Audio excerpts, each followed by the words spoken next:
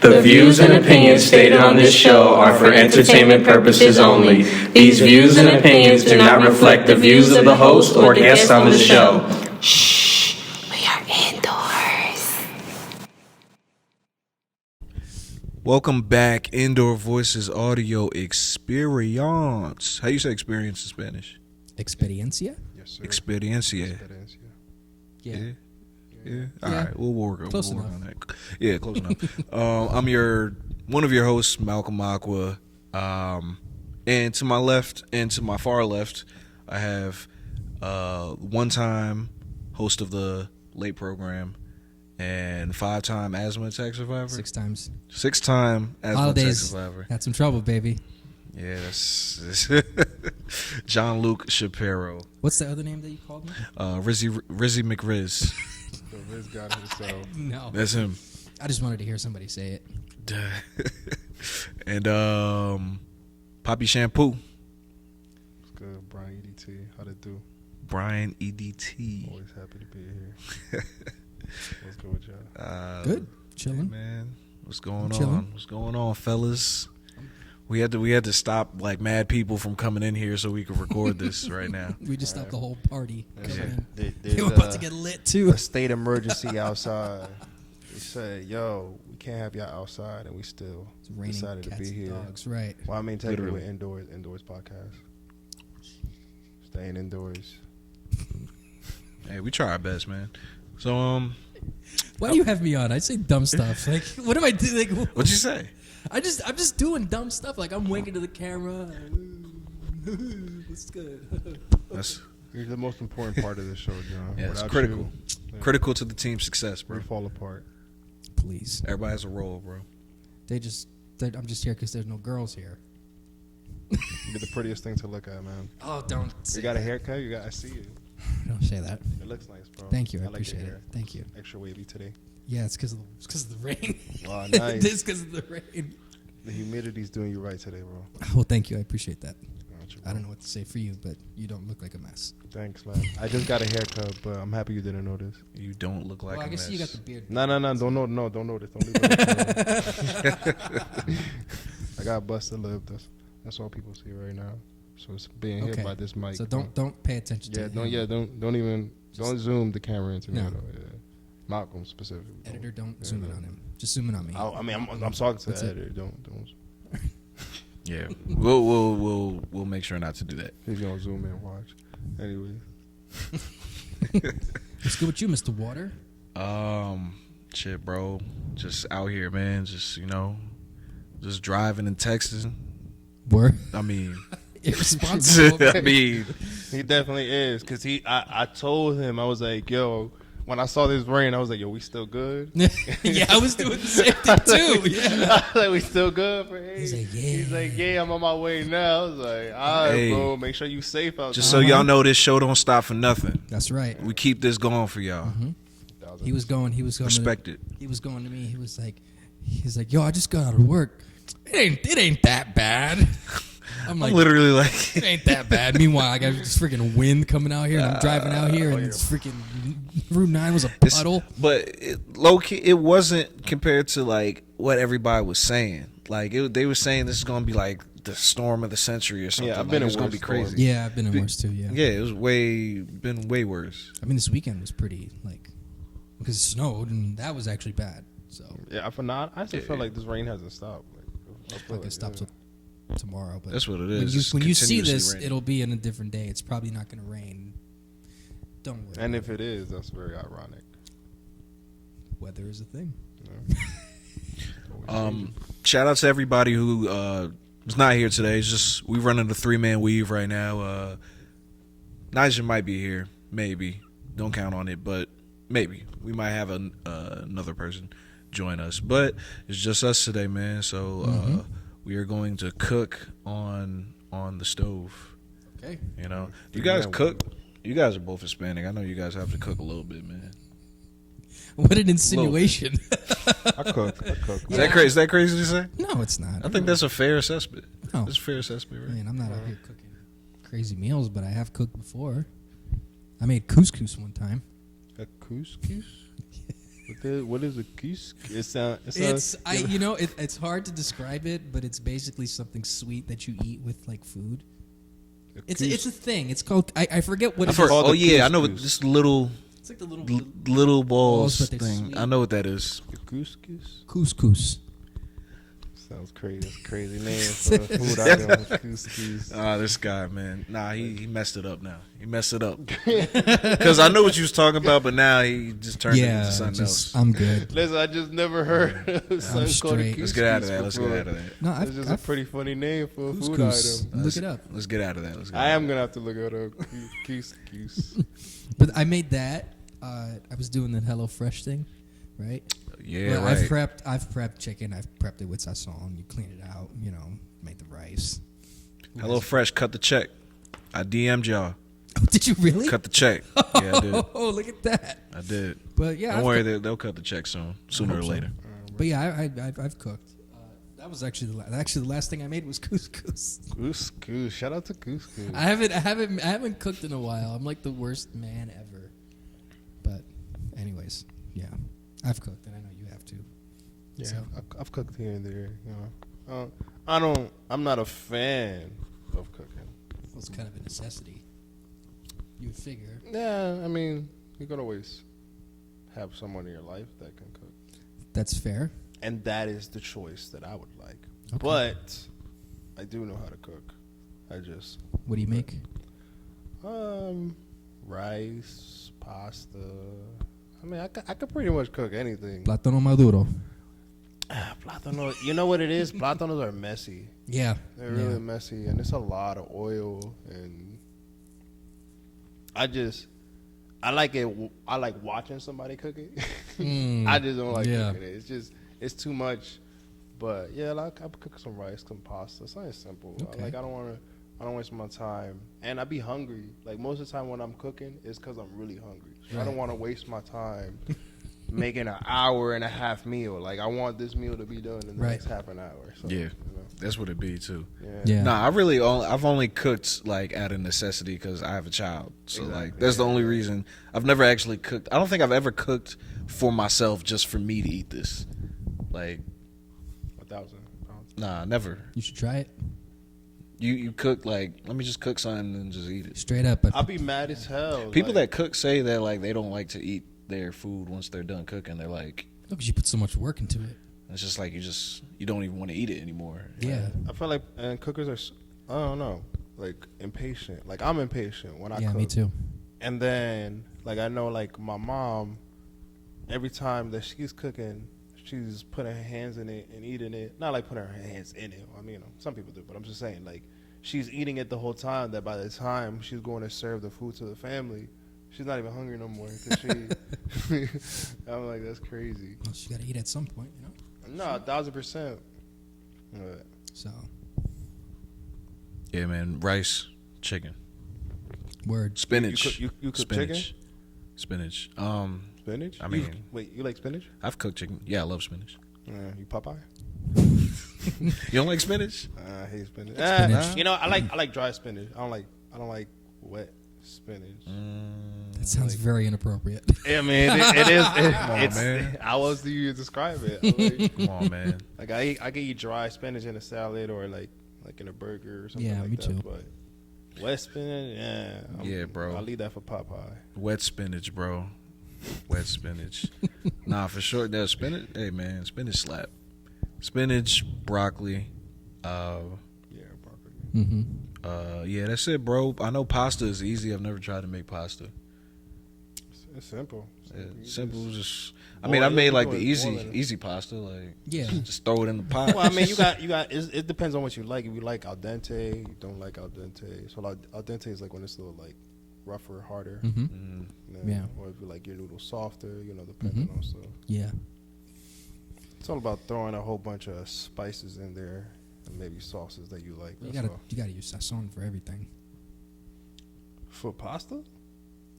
I'd Well, I do it. mean, if you're cooking like a meat with it, but like, you see, I mean, listen, being a parent, you learn how to make the simplest shit possible as quickly as possible. Yeah. So if I'm like that whole Sassoon thing. Yeah, I'm leaving that to like when I go to my mom's and like she makes something good, you know, like that, or you know, if I'm blessed to one day have a beautiful lady cooking for me, maybe one day. He's taking applications, ladies. Resumes. Don't worry about me. Worry Not about him. applications. Applications take too long. I'm taking resumes, and if Resumes, your resume okay. fits the description, then maybe we can sit down. Listen, for don't worry about me. Maybe. Send it all to him. Nah, John Luke. So- Now, remember what we spoke about last week. Listen, So I'm not gonna say there's a lot of resumes, but his slip is open now, fresh. It just is super fresh right now. So just know those applications are ready to come in. Resumes are being reviewed. entries are closed. No, I'm kidding. How many resumes have you looked at so far? You looked at any resumes? In the context of what we're talking about, 3. Yeah. Yes. Ooh, ladies, Damn. your time is dwindling. Hurry. No. What are you looking for in these resumes? I thought we weren't going to talk about things like this. Well, I mean, we walked into the room, man. We walked we're into the here. room. I'll save that for another episode. I'll leave them in suspense. Okay. I'm a man of mystery and sports. Sports. Hey, So the way to his heart. Contracts. A jersey. We just talk contracts instead. You working people out. You bringing people in for workouts, and you know, see who you're gonna sign. Long-term deals, Right. short-term deals. Right. See what some incentives. max contract, maybe. front loaded, maybe. Are you looking for a max? Are you looking to sign like max players, or are you just trying to tighten up the edges, trying to get some like vet minimums? I'm looking for max value, max contract, all the way straight to the end.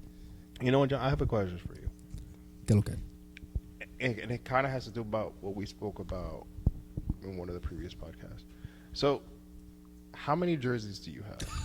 I guess it's kind of two separate conversations. It depends what sport. In just general, how many jerseys do you have in total of jerseys? That's a good question. Rough number. You could think of the rough. I have at least 50 Mets jerseys alone. That's Damn. insane.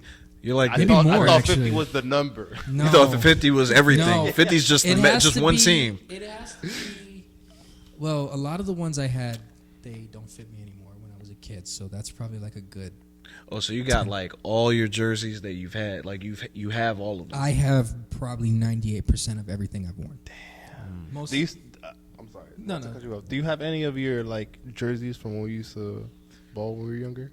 I have like a very few. There's somewhere. I definitely a few years ago. I definitely seen the Ramblers. What were the Ramblers? We weren't the Ramblers. the What were we? Pirates. The Pirates. Yeah, Yeah. I definitely seen the Pirates jersey like a few years ago, but don't know where it's at right now. I couldn't tell you where it's at right now, That's funny. but I could find it. I'm sure if I tried hard enough, I could probably find it. Yeah. No, we both got to find it one day. We got to wait for a podcast one day. Bet. Oh, if you I'm with guys do that, that would be great. I still have my Perth Amboy Rec Cardinals T-shirts that I had. We got to plan this. We're all gonna Yeah, work. I still have But it. we still needed the number. What's the rough number of everything? You could just. So my football jersey collection is beginning to increase because I've had to step that up. Because my football jerseys I've had, they were the latest one I had was from like 2019 until like a year ago. I'd probably say close to about 120, maybe more. So you're the PJ Tucker of jerseys. I guess you could say 1,000%. That's crazy. I have a very like my baseball jersey collection. It's mostly Mets, of course, because again I am a loser. I have a couple of I have a bunch of Mets jerseys. I have a Cal Ripken Baltimore Orioles jersey. That's one of my favorites. It doesn't fit me anymore. I have a Brooklyn Cyclones jersey. That's the Mets AA team. I know single A. I have 2 Seattle Mariners jerseys. I have a blank Oakland Athletics jersey that my dad gave me. This is outside of the Mets jerseys. And I have an All-Star Game jersey from 2006 with a Met player on it. I don't count it as a Mets jersey, but then I kind of do. but it's an all-star jersey, so it's yellow, and it says National on it for National League. Hockey jerseys, I have at least 20-ish or so, maybe more. I just got one for Christmas the other day. I got one with a gift card after Christmas. I'm getting that with a name on it. I have way more than I can actually remember. But, yeah, I'd probably say the number is between 120 and 140. Well, I'm happy you remember all this because this goes into my second question. Okay. My second question is, and you kind of answered it already with describing all your jerseys because you have a very great memory of all the jerseys and how you've gotten them. Okay. None of them were a gift from a significant other. I have to think about that. No. All of them were either ones that I bought or ones that I got as a Christmas gift from my family. So, ladies, listen. I should have known you were going with There's a very simple way to this man's teed heart. that up. It's I never did. been done before. All you got to do is get him a jersey. You will do something that a woman has never done for him before. Okay, I'm gonna. And I'm gonna tell women this is a very secret. It's something as simple as that. Do something that has never been done before, and it could be the simplest thing. He's literally shown every female that he's been with that he's super into jerseys, and not one has said, you know what, he might like a fucking jersey. Oh my nah, gosh. that's mind crazy. blowing to me, honestly. They're But expensive. It's actually though. insane. That is insane. it's not expensive. It's not expensive when you are in. Well, that's situation true. With somebody. That's Because you spend a I feel like that's significant easy. That's an easy.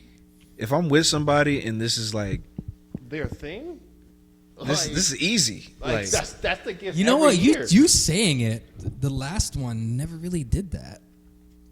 Then again, she wasn't like She wasn't the one, obviously. well, clearly, but You can be. So remember, John Luke, single. but you can be oh my gosh, Jersey. my mom's gonna Any hear jersey. this. Hulk Hogan. Oh man, my mom's gonna freak out when Shout she out to hears Hulk this. Mama Luke, just know somebody's gonna get him a jersey, and that's gonna be. I thought we were having like a good conversation talking about my jerseys. I'm like, yeah, hey, so I have this one. Oh, what's your favorite one? Oh, I like this one. Oh, yeah. You didn't realize you was being set up. It's a setup. Like the way Malcolm sent me up last week. That's right. Yeah, that's right. Hey man, we gotta. Oh hey, man, this is gonna be a running theme, bro. Every episode, somebody's just gonna get set up. setting somebody up. Somebody gonna get sniped. Watch when Theo gets here. Oh yeah, we When gotta he set comes Theo back. up. We gotta set him up. Definitely. You know, He's been going far too long. he's balling it up like crazy. Yeah, Theo a cool guy, man. That's why he he's the doing Nike stuff. All-Star, He's bro. the Nike All Star, bro. Shoot. That's what it is. All right, man. We're gonna just get it out the way. You know what's crazy? I never feel like talking about stuff when we get to it because it's like, dang, it happened. Like it happened already. Mm-hmm. You know, like I be feeling like I want to talk about stuff the day of, man. Katt Williams. Got to talk about Katt Williams when went crazy on the internet. You know, blasted a bunch of people, a bunch of comedians, stuff like that. Exposed. What I took from that is that he basically exposed like the Illuminati, if you want to say that. Yeah. That to put it in simple terms, like he basically exposed or told his viewpoint of like how the industry works and like people that get into positions and how they get into the positions.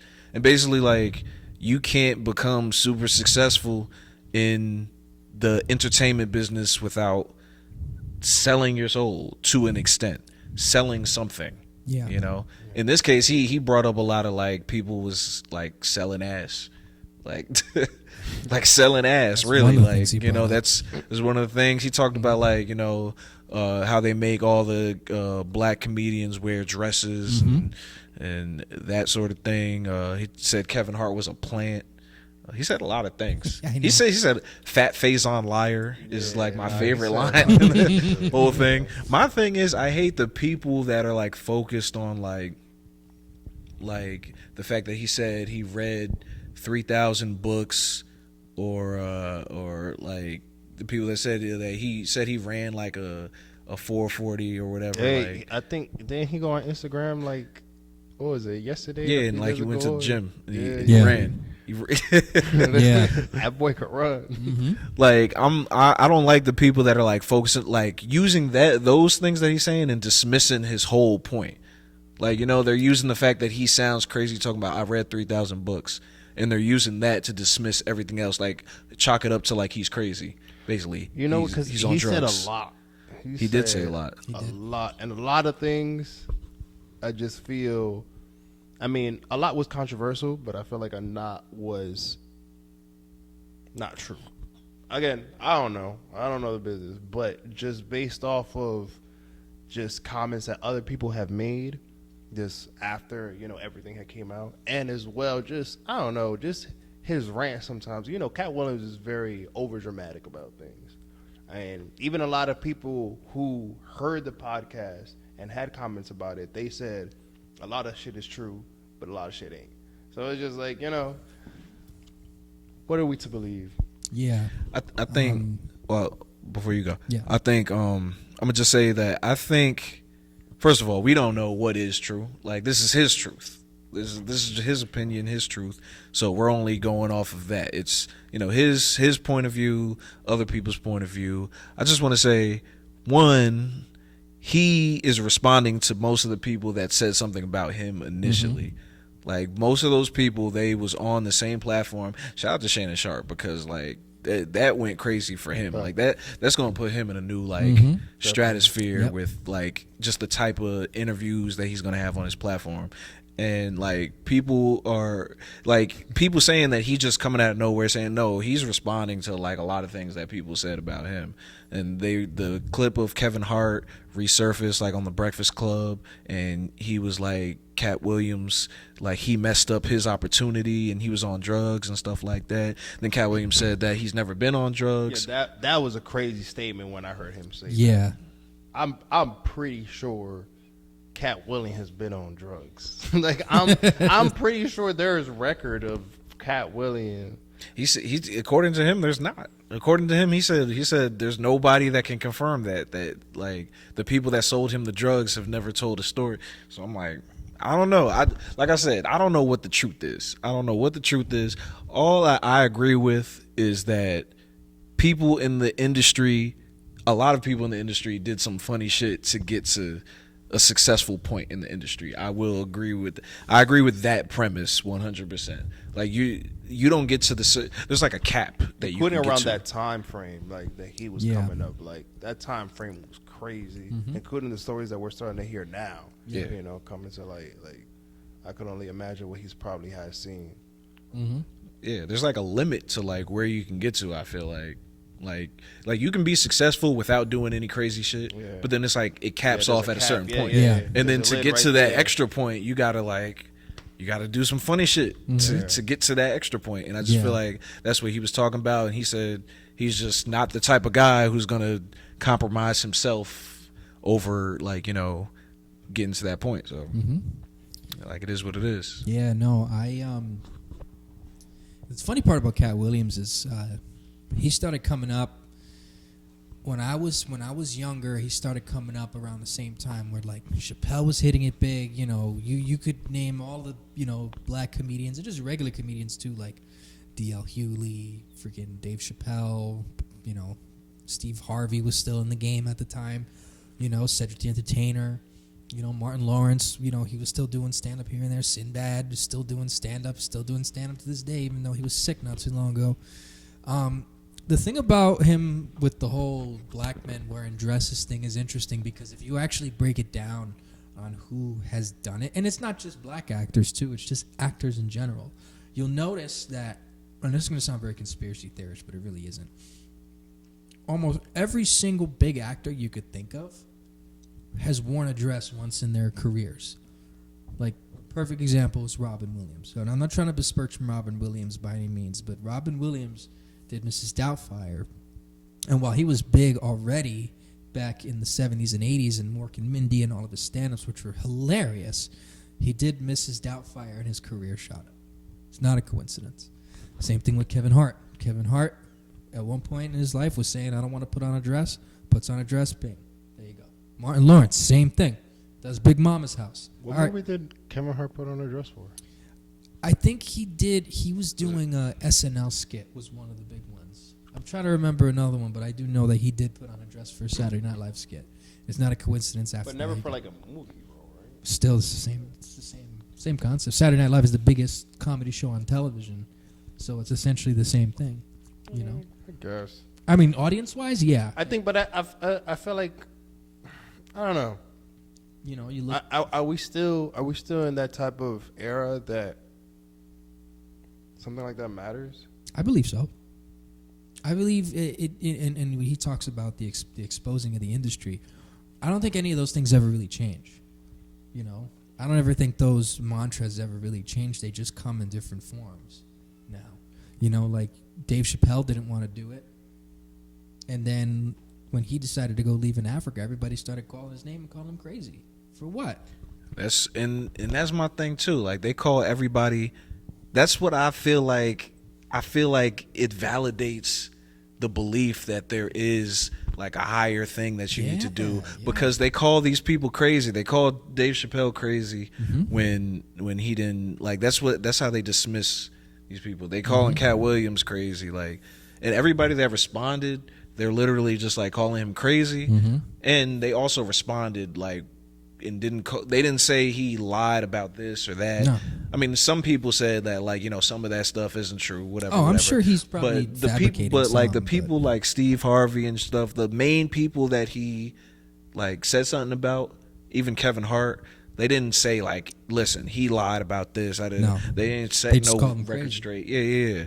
And they didn't respond with jokes either, and they're all comedians. And I'm just like, that's something you gotta look at too. Like, Katt Williams is, amongst anything else, also, Katt Williams is just funny. Whatever he says, just him as a person is just naturally funny. Very eccentric. He's one of the more funnier, like, naturally funny comedians. Doesn't need to try that hard. And the thing about that too is like, you know, Dave Chappelle's doing it big now, but that was primarily due to just his comedy. You know, whatever he's done or however he's able to get to the platform he's able to do, I don't know how he did it outside of his talent. Maybe there was something else that he did that we don't know about.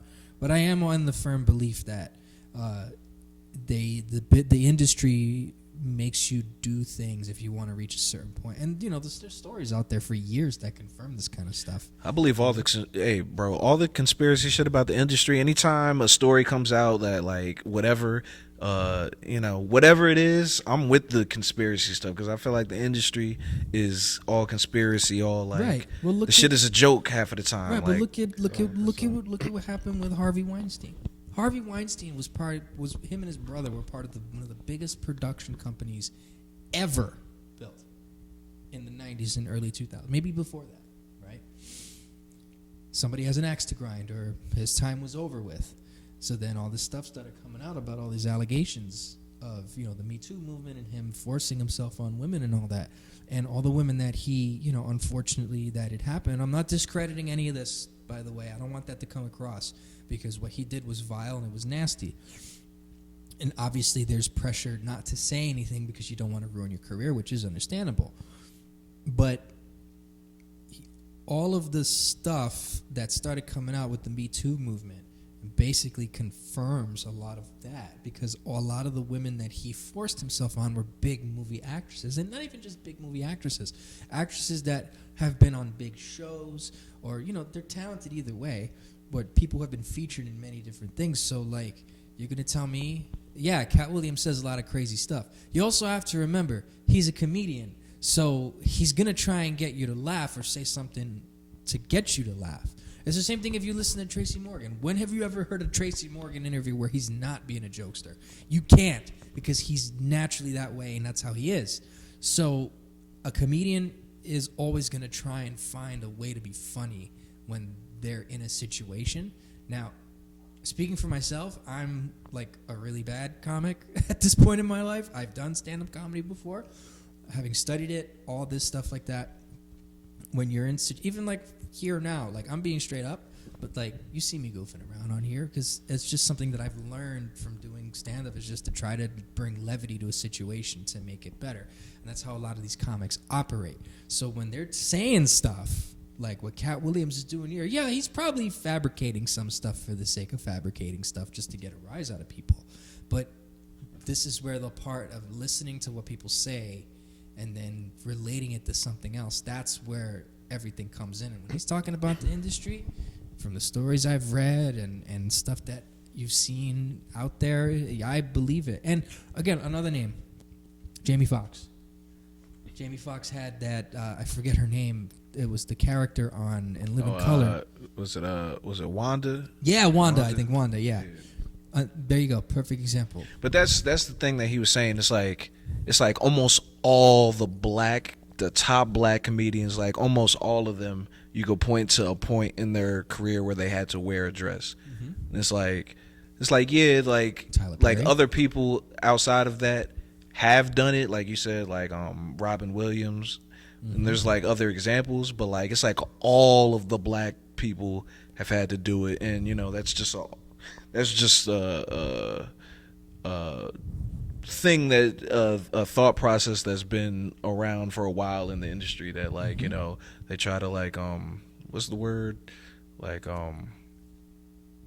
emasculate the black dudes to get before they can get to like that point. Well, I think it's also a sign of it's because the industry could be very racist, and it's a sign of control, and it's a sign of making them look less. You know, as crazy as it sounds, but we've seen it. 100%. We've seen it throughout U.S. history, where I don't go out and say the white man. No, it's just the powers that be really try to emasculate a lot of what people of color try to do in this country, and you could see it in every genre. Like in sports, perfect example. You got Roberto Clemente. You know, he superstar outfielder for the Pittsburgh Pirates, but they asked him, you know, they were saying, like, first of all, the reporters hated him because he didn't speak proper English, but that's not his fault. Secondly, he would bark back at the press because they were calling him Bob, but that's not his name. His name is Roberto, you know, and he didn't want to be called Bob because it's whitewashing his name, and they didn't like him for that. And he was, you know, I'm not trying to throw shade at Pittsburgh. Not that I have an axe to grind by any means is relevant to the story, but it's good that that city is beginning to realize who he was. You know, the way he died tragically. How did he die? You know, I know nothing about Roberto Clemente. Roberto Clemente was a humanitarian and also just a really good baseball player. He got signed out of. He came into a tryout with the Giants, Dodgers. Yeah, the New York Giants and the Brooklyn Dodgers. Got signed by the Dodgers. Crazy outfielder from Puerto Rico. How did he die? He died in. He was, like I said, a humanitarian when he was playing for the Pirates. He had a plane that he was taking supplies to in Nicaragua. They had an earthquake, December 31st, 1972. Might be 71 or 72. Fact check that. And the plane crashed overseas because it was too heavy. Damn. And they never found his body. I feel like I've heard this. D.B. Cooper. Yeah. The only thing I've ever heard of Roberto Clemente, back in the day, I used to live in the Bronx. Mm-hmm. And we have a pool. There's a pool there. Yeah. So that's the only thing I know about Roberto Clemente. Roberto Clemente there's a pool named after him. Right. No, Roberto Clemente is a Puerto. It's true though. I know what you're talking about. Shout out to the pool. Shout out to the Bronx. Everybody hopping over the fence to get into that pool. The Roberto Clemente pool. Nah, he's a Puerto Rican superstar. Like, he's a hero. Like, he's a legend to Puerto Ricans and to baseball. Yeah, he's a legend. All those pool parties. Yeah. Hey, listen. You got to enjoy your summer in the name of Roberto Clemente because he'd want you to. But the point I'm trying to make is that there's been many examples throughout history where the powers that be try to suppress somebody of color, and whether it's through whitewashing their name or, in this sense, trying to get, you know, black actors to wear dresses, you know, it's like Katt Williams says a lot of crazy stuff. That I believe 100%. You know? Yeah. Who do you think? Like, Like, if you had to point to one celebrity who's like a example, like this person sold their soul, like, do Just you have in like general? one person that when you hear like celebrities sell their souls, who comes to your head? Like, who's the first person that you're like, yeah, Just anyone? yeah, anyone? Lady Gaga, Katy Lady Perry, Gaga. Katy Perry. You think so? P Diddy. Oh well, yeah. Yeah. You know, Taylor Lady Swift, Gaga, Taylor Swift, Prince. But then they say that you have to people like got their. Yeah, I think so. I don't know. No. I can't even think about anybody. Kanye West. Kanye? Yes. Prince? Nah, Oh man. no, I don't. You I don't. not I watch actually that don't agree with documentary? Prince. I Michael Jackson's another one. You have to see it in the sense of Their status. the status, right? I think Kanye may have said this. Please fact check me on this. I think it's called the 27 million club. It's like once you get to a point in your life when you make 27 million, it's similar to the 27 club when the people who die at age 27. It's 27 million club, but once you reach that point, then that's the point that you get in order for them to kind of tell you, listen, you do this and we'll give you everything. Because there are stories about people who had the opportunity to say, hey, we're going to give this to you if you do this, and people declined it to not basically sell their soul. It's a thing. I think it's a thing, and it's very evident because it's like, who's the machine that there's so many talented people that are not in the spotlight. You know, all three of us have seen it. You know, this guy, you know, he's killing it every single day. I'm not saying, you know, anything bad. Just, you know, Appreciate like, it. you know, you're not at a Taylor Swift level yet, but maybe you might be. But they Who knows? don't come to you at this level though. They Like don't. the level that we're at, the soul, the Illuminati people don't come to you at this point. They come to you at a higher, like you just said. Like You know what? I honestly, and I only think this because I feel like as time goes on, I feel that people just don't really watch the work. Like, Right. and people can watch them do other things, but they don't watch the work. Mm-hmm. For example, like I was talking with my cousin just earlier before I got here, and he's like, "Damn, yo." He's like, "Yo, I just saw your Instagram. You did like 3 podcasts, 4 songs dropped, this, that, and the third." I'm like, he's like, and I'm like, I feel like I just saw you the other day, but I feel like I haven't seen you in so long at the same time. Yeah. Because of all these things that I'm seeing you doing.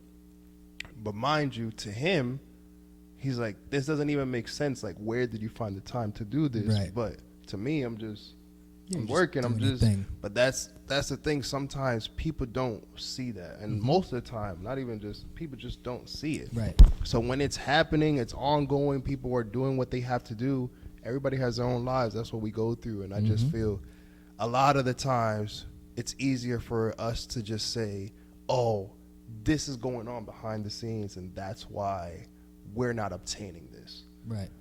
You know, I feel like this year, 2024, is the year of Kobe, the year of stop making excuses, the year of work. And I feel like we put that work in, and we'll see that same success that all these other people think are so untouchable and unreachable. Right. It's there, but No, of we course. need to stop worrying about that nonsense and just get to the work. No, of course, and there is ways to do that without having to, you know, me personally, sell yourself for that. You know, people do get people. There is success But when I they work. don't know about the whole sell yourself thing. Like I feel that there is a certain point where people say, "Hey, do this," Yeah. and yeah, I guess. But in any situation, I can go to my regular 9 to 5 right now, and my fucking boss can tell me to do something that I might not like. Right. You know, Yeah. it's the same thing out there in that world. It's just in that world you're gonna have more exposure. More people are gonna see it. You know, instead of at your job, it's just gonna be you and whoever your workers are, or whatever Right. the case may be. You know. Well, you seen the movie Sorry to Bother You? I have Yes. not. Nah, No. never seen. No. All right. Who's that? I can't use Well- that.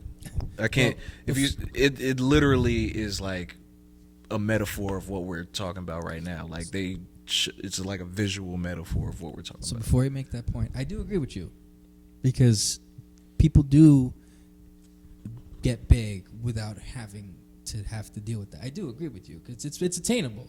But the point I'm trying to make is that there are people and there are things out there that, you know, who is like all these big, huge like labels and companies. Something is pushing that higher to the point where, like, how come every talented person doesn't get it? That is, I sound like such an idiot. Because it's relationships. No, that's true, but it's like It has a lot to do with who you know. People just think that, you know, they're getting these things because they're famous and that's why. Oh no. You know, I'm not discrediting the talent because you have to put the work in. I'm not saying you don't. No, but have to it's put the just work it's in. as simple as, hey, John, I've seen you like 2 or 3 times, and every time I've seen you, we have a good conversation, everything like that. And let's one day you just happen to be with somebody that you necessarily have no interest in what you're doing, but what I'm doing in, they have a lot of interest in. Right. So, you know, just with us talking all these But times. but let me build on that. Then yeah, that person. Then you connect with that person. But then you hang out with that person, and then they're like, "Yo, I could do this for you." But you got to do. But then you got to do this weird. You got to do some other shit. Some shit that you might not be comfortable with. 1,000%. Then you're met with that. It's like And that's and then where there's where there's the crossroads. It's But like it's the same thing at work. Shit, my boss just told me today something I didn't want to do. I still had to do it because I still need to get paid. But then you look at that compared to, and I'm not discrediting your job, by the way. You look at that compared to like a huge like record company or label that they can promise you the world, and you know, your talent's gonna get you to a certain point, but they're gonna be like, you make the connections, you make the friends and all, and they're gonna be like, listen, we like you, you're talented, we can make this happen for you. Unless you do this, you got to do this for us because it's like because everything is always, a lot of things are very transactional in nature. People are gonna always want something out of you, you know, and it all depends on, you know, it's like basically who you surround yourself with. What are you going to give to get to like a next level? Because you can get there, you can put the work in, you can grind it out, you know, and it's possible. It is to have success without having to sell your soul. That's a thing. That's real.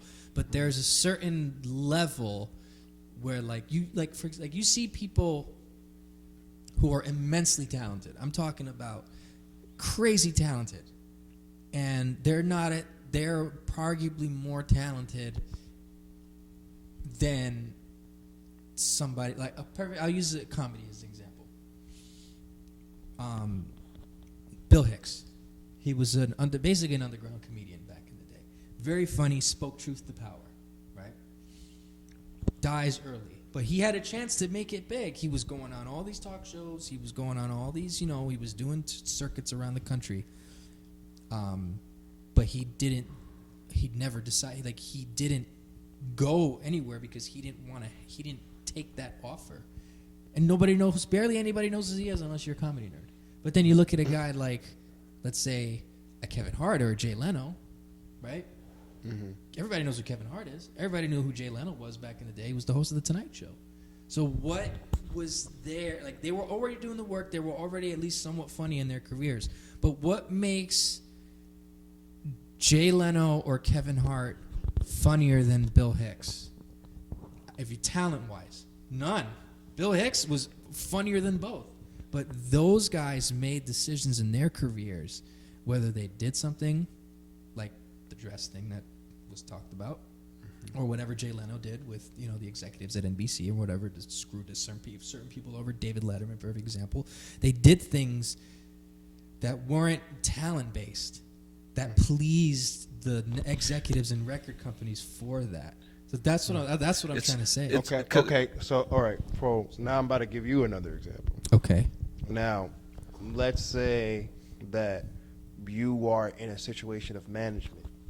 Okay. And now you're a supervisor and there's another supervisor. You're a supervisor of like shipping and there's another supervisor for like receiving.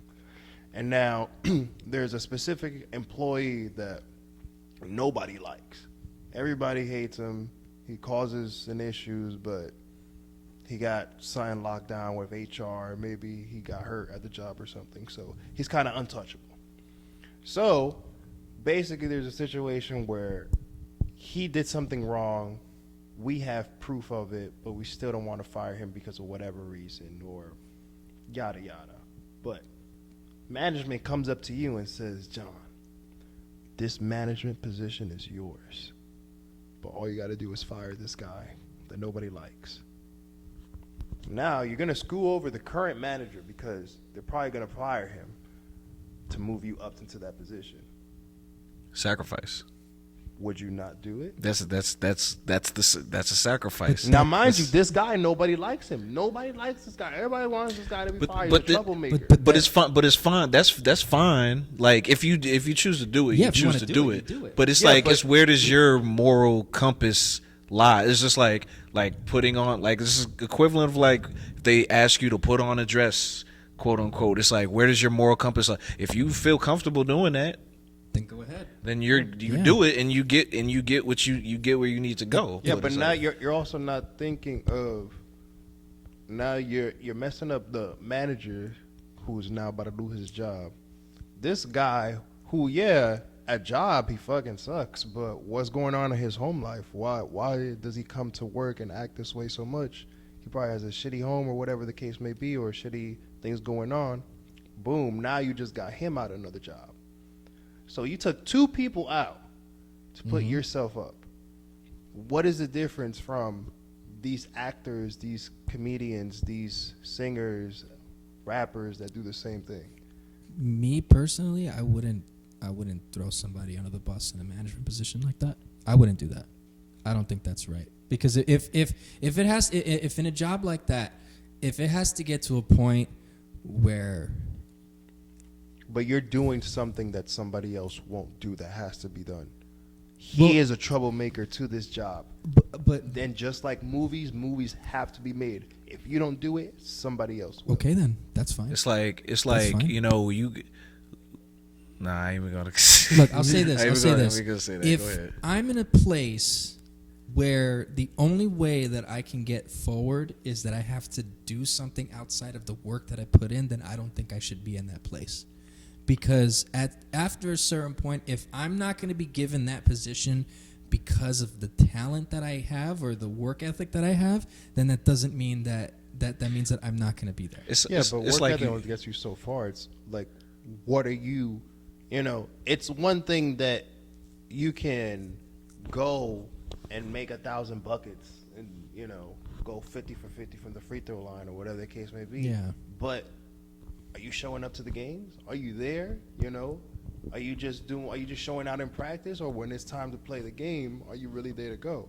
And that's kind of the same thing. You can do all this work, you can have all these things behind your resume, but when your management really needs you to do something, are you going to be there to pull through for them? Because at the end of the day, it's all for the company. It's all about like you said before too. It's all about relationships because I feel like the talent is talent. I feel like the higher up people, they look at talent as like I can just pick, I can find talent.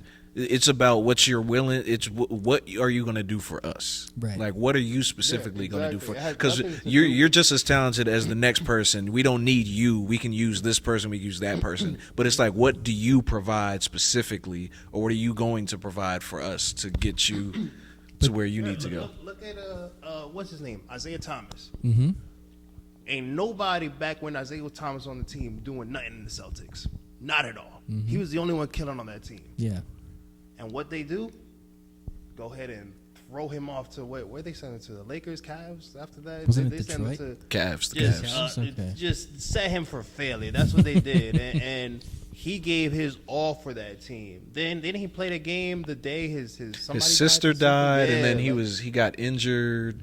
Giving it all to that team, and instead of them turning around with a bag because of what he's done on his resume, they said, you're no longer useful to us. They found a way to get from, because they look at it like you're just a player. Like we can replace you. It has nothing to do with your talents, because there's always going to be somebody else that have those talents. Bro. No, I get that, but the point that I'm really trying to make is that it's just not morally in you to do that. Right, but also I feel as if you talk about connections. That's also important too. Mm-hmm. But morally speaking, like I said, I wouldn't do that. It has to be the right situation for me to do something like that, because, you know, at the end of the day, for me, and I speak for myself, is I answer to a higher power. I do, you know, whether or not you guys do or not, that's between you and God, or if you believe or don't believe, whatever. So that's what drives me to do things, and I know that regardless of whatever I do, as long as I, you know, stay close to my Creator, then I'll be okay. So in that instance, my moral compass will tell me not to do that. Now, if I'm moving up and I'm creating relationships and, you know, spots are being opened because of the work ethic and the relationship that I'm doing, and maybe somebody's getting screwed over here and there that's out of my control, that's a different story. You know what I mean? And as long as I'm not sacrificing a lot of my moral compass, because there's certain things that are just out of your control.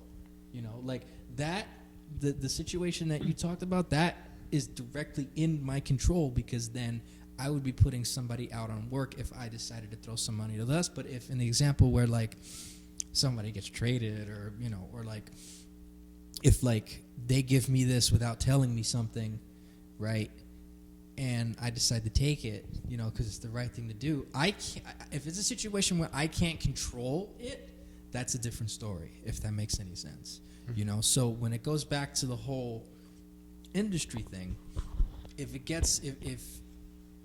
in all the stories that you hear about the industry, there's almost always, in that sense, an ultimatum when it comes to a decision. And it's like 98% of the stories I've read, it's always about an ultimatum, where you do this or you don't get that. And I'm sure there's a lot of other stories online where people will tell you that. So, you know, I'm sorry. No, I was just going to say that, you know, I know where you're getting at, because I've been in similar situations in other places where I've seen it happen before, where people have toppled over and over. And, you know, you're absolutely right on that. I'm just saying that, you know, there are, I guess to me, the difference between like a casual, regular workplace and like a multi, it also all depends on what you want. You know, some people want the fame. Some people don't want the fame. Some people want a promotion at the job, whatever. But it's all about what you want to do morally, basically, is what I boil it down to. And I see where you're coming from. I do, 100%. So, this conversation is making me uncomfortable, Mom. Let me ask y'all this, man. What do you think drives like us as men in general? What is the driving motivation? Be real. What is the driving motivation for men? It's not even hard. Don't think about it too much. What is the driving motivation for everything that you do? Like, realistically, like, yeah, you want everything that you want, but what is your end goal? Like, what is the end goal? I want to be the best. But you want to be the best. I feel that. But what is the? I'm gonna just say it. Women, right? Mm-hmm. Women. Like, if we're being real with ourselves, yes, we aspire to do things, but at the end, where do we want to end up? With a woman or women or whoever you know, whatever you are into, you want that, like, at the end, right? Like, what, to be like with a woman? Yeah, like to be with, like, if everything's fine, if you've achieved everything, then after you've achieved everything, what do you want? You just want somebody to share it with, right? Or like or just yeah, I mean, you know, I always found that term funny, share it with. You know, it's like you get your stuff and you have somebody to share it with. Yeah. 50-50. You know, don't go too far though, because I'm bringing it back to something. Yeah, I mean, I wouldn't say necessarily just ending it off with a woman. Just being happy. That's all. That's the true end goal. Just feeling relaxed, feeling stress-free, feeling that the people around me, my loved ones, don't have to deal with little worries as far as financial issues. Yeah. That's really the end goal for me. And just being happy creative wise. You would agree with that? Or Yeah, I'd say for me, a lot of people in that would say fame and fortune. That's what a lot of people would say to that. But for me, I would say spiritual and monetary security. Okay. And that can, and along with just being happy. Right. You know, so I'll say that. Well, I'm trying to get to I'm trying to put myself, you got to put yourself in the mind of the people that have the money that make the decisions. They have the money, they make these rich people are weird, bro. Like, is what I'm trying to really say. Rich people, regular people are weird. They're just regular people with money. Regular people with money, exactly. So it's like we can achieve, like, if you have money, you can do everything that you like dreamed about doing. You can do everything that you want to do. And I feel like rich people at the end, you have everything, so you just start doing all the weird shit that you want to do. And I say that to say that it's like these rich people have like orgies and sex and shit like that. Everything is sexual. Like, that's what it comes to. Yeah, no, he's that's what it comes down to, because they have the ability to do it. I feel like they're chasing the high. That's what it is. They don't know what else is there to life. Right. So they're like, what else can I do? What else can I bring? What new exactly? And a lot of that, and this is not everybody, but a lot of the people that are like that, their attitude relies so much on, like, I'm not gonna say the grind, but it's like they're so set on one thing that they feel that they want to go this different route to kind of feel some sort of, I guess, humanity or some sort of feeling. So there's like they use these vices to kind of maybe express themselves or make them feel some kind of way, when in reality a lot of that really is temporary. Because, like, if you're just doing it with random people, that's temporary. But if you have somebody there that can help nurture you, that's a different type of feeling that, you know, sex and orgies and all that stuff and drugs don't really replicate. You know what I mean? So they're like you said, they're just regular people with money. You know, they're regular people with money they prey on desperate people, people that want to change their own life. So they're like, well, shit, let me use this person for my benefit. Let me use you since you want to change your life, and I have the ability to do that. Now I'm gatekeeping that, so let me use you the way I want to, and then I'll give you, like, that. I just feel like that's what it is. That's the mindset of, like, the people who cut the checks and make the decisions. Like, that's, well, to get to that like, point, we can get you, we could let you in our club, but you got to do XYZ. And to them, they're just, XYZ is just them. It's just fun for them. It's just something that, like, we could just laugh about. Like, oh, I made this person do this and that, and they put you on, they make you famous or whatever. But, like, it's like, but we know what you had to do to get here. Like we got you. Like, you know, we put you in our pocket. Like, you know, like, we did that for you. And that's just, I just feel like that's what it is. Like you really got to think, like, what, like, why? It's just the why of it. Like, you know, like, why do people have to do weird ass shit to get to certain points? Not everybody has to do it. I agree. Not everybody gets, like, well, you got to think about it, including when it comes to, like, acting or just, like, film industry or music industry. These people are literally just throwing their money at these artists, you know, throwing these monies at these filmmakers. They just believe in whatever the fuck they write down on a piece of paper, that this song is going to hit or this film is going to hit. But they really don't know. So that's why I feel like, including back in the day, because it was way easier to do it because there's no social media, nothing like that. They were doing all this wild shit to see what the fuck they could get away with because, hey, I'm going to throw all this money at this person anyway, so at least let me get something out of it if this is a flop at the end of the day. And obviously they got away with it, but that's why I would say I feel like in today's day and age, it's harder to get away with those certain things, and it's going to be happening less and less. Now, will those weird people find weirder ways to do it? Probably, but it's not going to be as easy as it was back in the day. It's probably more discreet now than anything.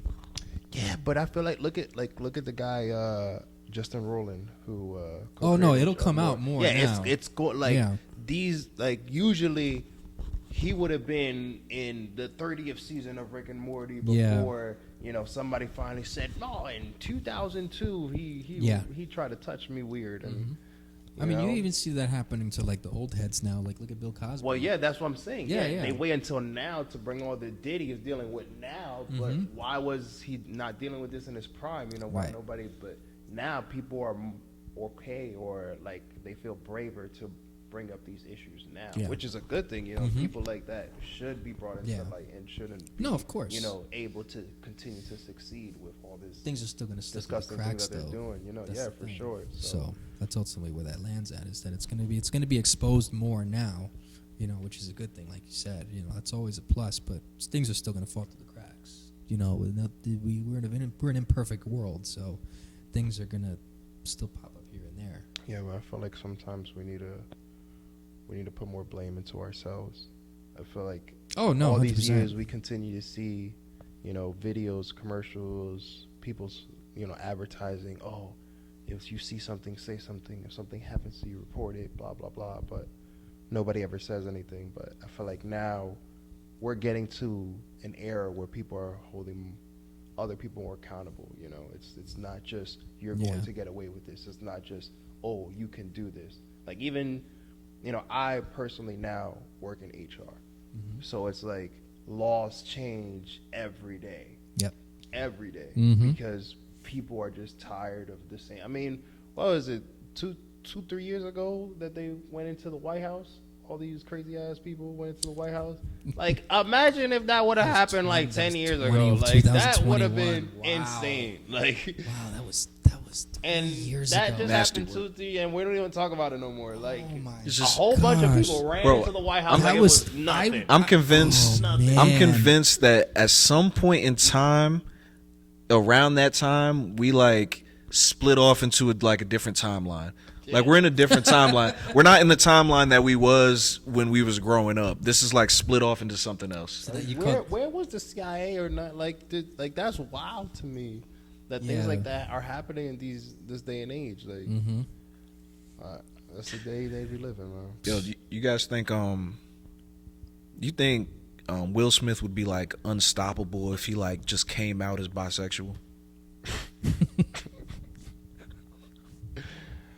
Oh gosh! Like think reminded me of a story I heard about him from back in the day. Man, there's a lot of stories about Will Smith, but I'm just saying I'm not saying that he is bisexual. I'm not saying that he's gay. I don't know what he is, but I'm just saying that if that is the case, his walk with me, his reputation Will Smith was unstoppable up until like he had like the Mario star, like you couldn't touch him.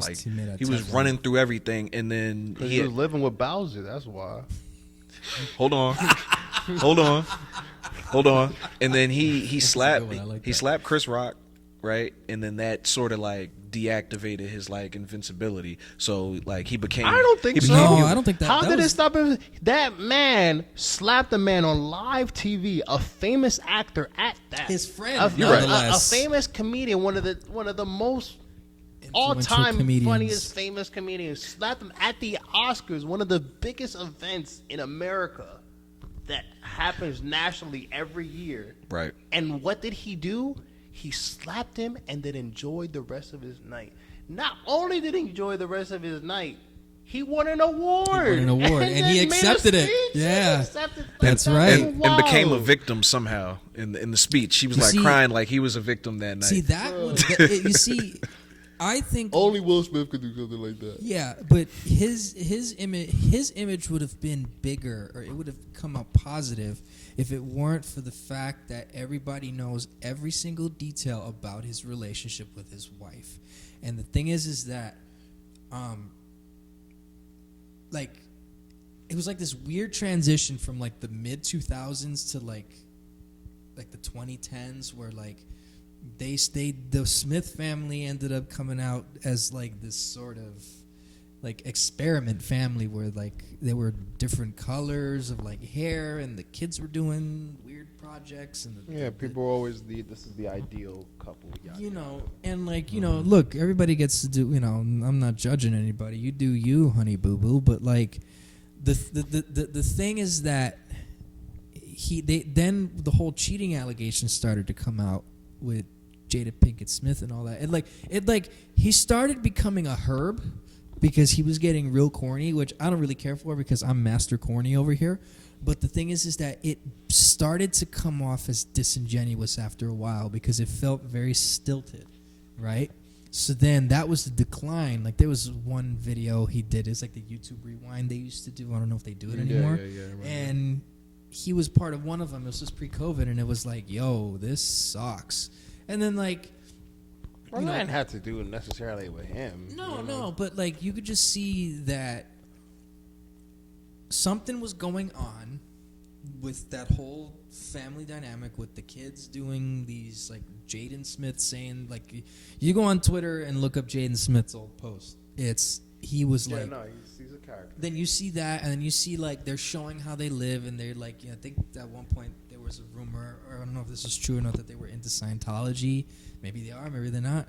But then it got to the point where the cheating allegations started coming out, and then normally in like a celebrity public like thing like that, if somebody comes out and cheats, almost 99% of the time, somebody leaves, right? Somebody leaves. This dude decided to stay. Okay, look, what is between you and your relationship, that's perfectly fine. You do whatever you want. But what made that worse was that Jada started telling everybody everything, and she made him apologize about it, and she didn't even feel bad about sleeping with the friend or whatever. So like, August Alsina. What's that? August. Yeah, like. Listen, man. She made that man feel bad on TV. There's a lot to that. There's a lot to unpack in their whole relationship. Right. There's too much. Yeah. But like that's like a whole talking about them alone is a whole podcast. Right. But I will say that from my perspective, I just believe that they've had a open type of relationship for a very long time, and they haven't been together. Well, she said that they wasn't together for a long time, and they're still married, obviously, but like they were sort of doing their own thing. He's doing his own thing, she's doing her own thing, and they keep like a public perception of like we're together, we're married, or whatever the case is. And I feel like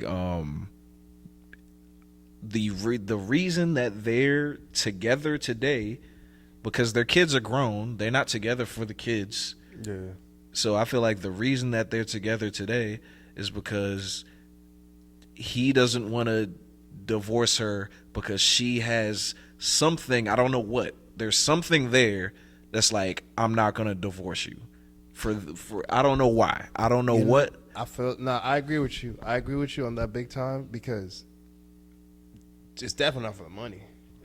She's definitely not more successful. It's not money. It's not the kids. And look at what she's already said while they've been together. And he's enduring all of that. So the only thing that caused me to believe that's like the only reason he's not divorcing her is because there's something she has. Like there's something there that's like 1,000%. It's like if I divorce you, then this is gonna happen. You're gonna ruin me. Yeah. So like I'm just gonna we staying married. That's it. Because God forbid, you already telling everybody everything else. But just think about it. But if Will Smith came out as bisexual, just imagine that.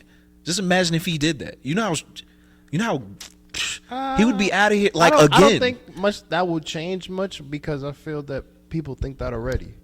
But if he owned it though. Yeah, but now I feel like now would be way too late. Like if he would have did that before the slap.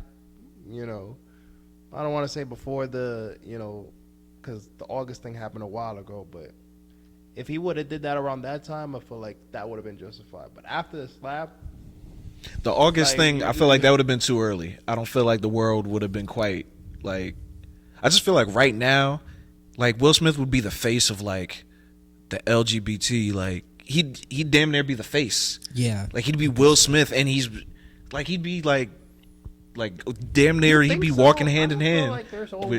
I mean, I don't want to speak, and I don't want to get canceled. But we ain't even. Well, you got it, bro. I just don't feel that they're very accepting just because now you want to claim something. I just feel like that community is very like, you need to not be out and proud, but don't be out because this helps your narrative. Right. Well, you know that actually happened to somebody recently. You guys know Kevin Spacey, right? Yeah, the actor. So it was rumored. Didn't he go like something crazy happened with him? So what happened was he was accused of groping a teenager in the 80s and early 90s, like legit, like molesting a teenager, and it ended up coming out a couple years ago before the last season of House of Cards, and that's what they nixed him for everything. But the craziest part was that when all these allegations started coming in, that's when he decided to reveal that he was gay. Everybody knew he was gay for all these years, because, it's kind of like he was in the similar situation of Richard Simmons, the workout guy, sweating to the oldies. Like, you look at Richard Simmons. I'm not going to assume Richard Simmons is gay, but it wouldn't surprise me if Richard Simmons is gay. But, he was one of those actors that kind of fit that bill of like, are they or are they not? So he decided to use... You think Kevin Spacey looks gay? It wasn't that he looked gay. It was just that was the rumor that was going around back in the day. He's never taken me as a gay person. I could see it. He's very eccentric, that man. You listen to him in interviews and stuff like that. He's a very great actor. Sexual predator. He's a great actor, though. Sexual predator. No, he is a sexual predator. I'm just saying, bro, But he decided... What he did was he decided to use the fact that he came out as gay as an excuse for why he molested a boy. And everyone was like, nah, fam, that ain't it. This ain't going to fly. And the gay people didn't accept it. I'm sure the gay people like, get out of here with that shit. They were like, nah, dude, get out of here with that. We ain't rolling. Yeah, so they basically just kind of like excommunicado, and then he just basically, Excommunicado, John Wick. I just finished seeing all those movies, man, so that's fresh on my mind. And apparently him and Theo think I'm like John Luke Wick over here. Yeah, John Luke Wick. I'm just, but bro, just to wrap that up, bro, I just think, like, I just feel like that's the best move for Will Smith to do. If he's bisexual, if that's what he truly is, I just feel like, just jump out, own that. And the public perception, I'll say the public perception that was damaged when he slapped Chris Rock, that'll all be, not all of it, but like most of that will be repaired. I feel like people already forgot about it. I think so. Well, people forgot about it, but there's a group of people that just like don't like just wasn't feeling Will Smith after that. And I feel like that'll just let him hop in like a Marvel movie or something. I think that was supposed to happen. Yeah, let him get into a big budget that film again. That won't do it. I don't feel like that'll do it. What? It's Marvel, of course. It'll. But he's get already Will Smith. Big budget film. Let Bad Boys 5 come out. I promise you, they will not. It has to be the next chapter of his life. Has to be like he needs to do a drastic like turn. Like I think he needs to leave his wife. That's not going to happen. Which I think is, hey, listen, that's it's not gonna. She has something on him, bro. She has like a voodoo doll or something. I believe that as well. Yeah, she has something evil on him. Like it's not. He's not gonna leave. Yeah. They staying together. He's like, yeah, I'm just staying here, cause. Well, he loves her. She don't love him. That's why. Like he legitimately. She don't love him though. Maybe he do. Maybe he do. It's a big profile now, where it's like. Yeah, no, definitely that. Definitely. They're a unit now, regardless if they like it or not. Yeah, and that's how they're seen in the public eye, one without the other, including now. Mm-hmm. She's definitely. I feel like and that that might be part of her game, if you think about it. Because if you really think about it, back then, I didn't really go with Jada Pinkett and Will Smith hand in hand. Like, yeah, but Will Smith was such a big time celebrity and big actor that he was just Will Smith. Right. Yeah. But now you can't say Will Smith's name without bringing up Jada. That's crazy. And I feel like that's what she wanted. Well, yeah, She got it. And yeah, she got it. Now she That's got it, crazy. and now she can get like 1,000 more other shows. I'm sure she has 1,000 things lined up after When was the all last these. time she ever did anything? Yep. After all this press about all this stuff that she's been saying, now I think she got like another show or something Listen, like that. I could be wrong. man, That woman has talking like a all that, voodoo doll or like a videotape or something. She has something on him. That's the only reason. There's no other reason why he's there. Why else would he be there? Like, he has no reason to be there. Love, okay. She got the video of how he got the Fresh Prince show. Oh, she got the Ah, Quincy there it Jones is. video? Yeah. That's the one right there. We're not talking about that right now. Yeah, no, You that's want to the find one. out what I'm talking about? Go look it up. Quincy Jones, Will Smith. Oh yeah. Hey man, hey gatekeepers, bro. Quincy Jones, a gatekeeper. Yo, nah, forget it, bro. I don't know. What are you gonna say? That's No, the third time 'cause you that's forgot. just no. That's just gonna go back to what we was talking about. I ain't Okay. even gonna. So, yo, do you have that serial killer list Oh, yeah, let me pull it up. that you sent us? So in the group chat? I don't really subscribe to this, but you guys do, so that's why I sent it. But basically, I was one day I was rotting my brain on Instagram, and I sent this thing in our chat. Let's see if I could find it here, but let's see. It's a bunch of people that's not me. So Just say that. So we had this thing where I sent this thing, and then we ended up talking about. We ended up sending memes after this. So basically, I sent them this post where, again, I don't subscribe to any sort of. I mean, I don't really do like signs and stuff, but this. Editor, can you please put the post here in this specific section? Bow. So I sent this to them because, again, I don't subscribe to this. They do. This is list of serial killers and their signs. So Ted Bundy is a Sagittarius. Jeffrey Dahmer's a Gemini. Ed Gein is a Virgo. John Wayne Gacy is a Pisces. Mary Bell's a Gemini. Leslie Bailey's a Pisces. George Chapman's a So Sagittarius. just don't even give me the names anymore. Just go down the signs. Okay. Just Gemini, Virgo, Gemini, Sagittarius, Pisces, Virgo, Pisces, Sagittarius, Virgo, Pisces, Gemini, Virgo, Gemini, Virgo. Not a Scorpio in sight. So why is that? Like, why is that? So if you two questions for you. One, I know that you probably don't subscribe to astrology because that kind of conflicts with like just religion. You'd be correct. Right. But why is this such a pattern? Why? Like, I don't know. I was hoping you guys would tell me. I don't. it's just an interesting pattern. I mean, we would need what was it, mainly like Virgo, Gemini, Yeah. some Pisces. Well, if Sagittarius Nisha showed was up a here, couple she times could too. answer for the Pisces part. What'd you say, Sagittarius? Sagittarius, Virgos are mentioned. We need to get in touch with a Virgo. See, Virgo. This is the thing. Virgos are so hard to come by, though. They're like, you don't really keep. Virgos. Obviously, they all serial killers. Yeah, they're all hidden. They're serial killers. I mean, They know how to keep a secret for a while. Somebody said, like, I've seen a post one time. You've seen the show You yes. on Netflix? Yes. Somebody said Joe from You is a Virgo. Like, it was like an astrology thing, and it was like, yo, he's a Virgo because da da da da da da da. And so I'm just like that. Virgos are serial killers, bro. Stay away from Virgos. No Virgo contracts, resumes. I wouldn't even. I don't care. You could be a star sign, or you could be a hamburger sign. I don't care. If you don't mind me asking, what was your previous sign? Well, she was born in May, so she was born May 15th. So you figure that out. I don't know. That's my son's birthday, actually. So, She's a Taurus. but then I'm a different. Apparently, according to all this, I'm an Aries. So You're an Aries? apparently. I would never have guessed that. I was born April 8th. So that's where it falls through. So people tend to kind of throw that on me. So Aries tend to be very aggressive. I don't know.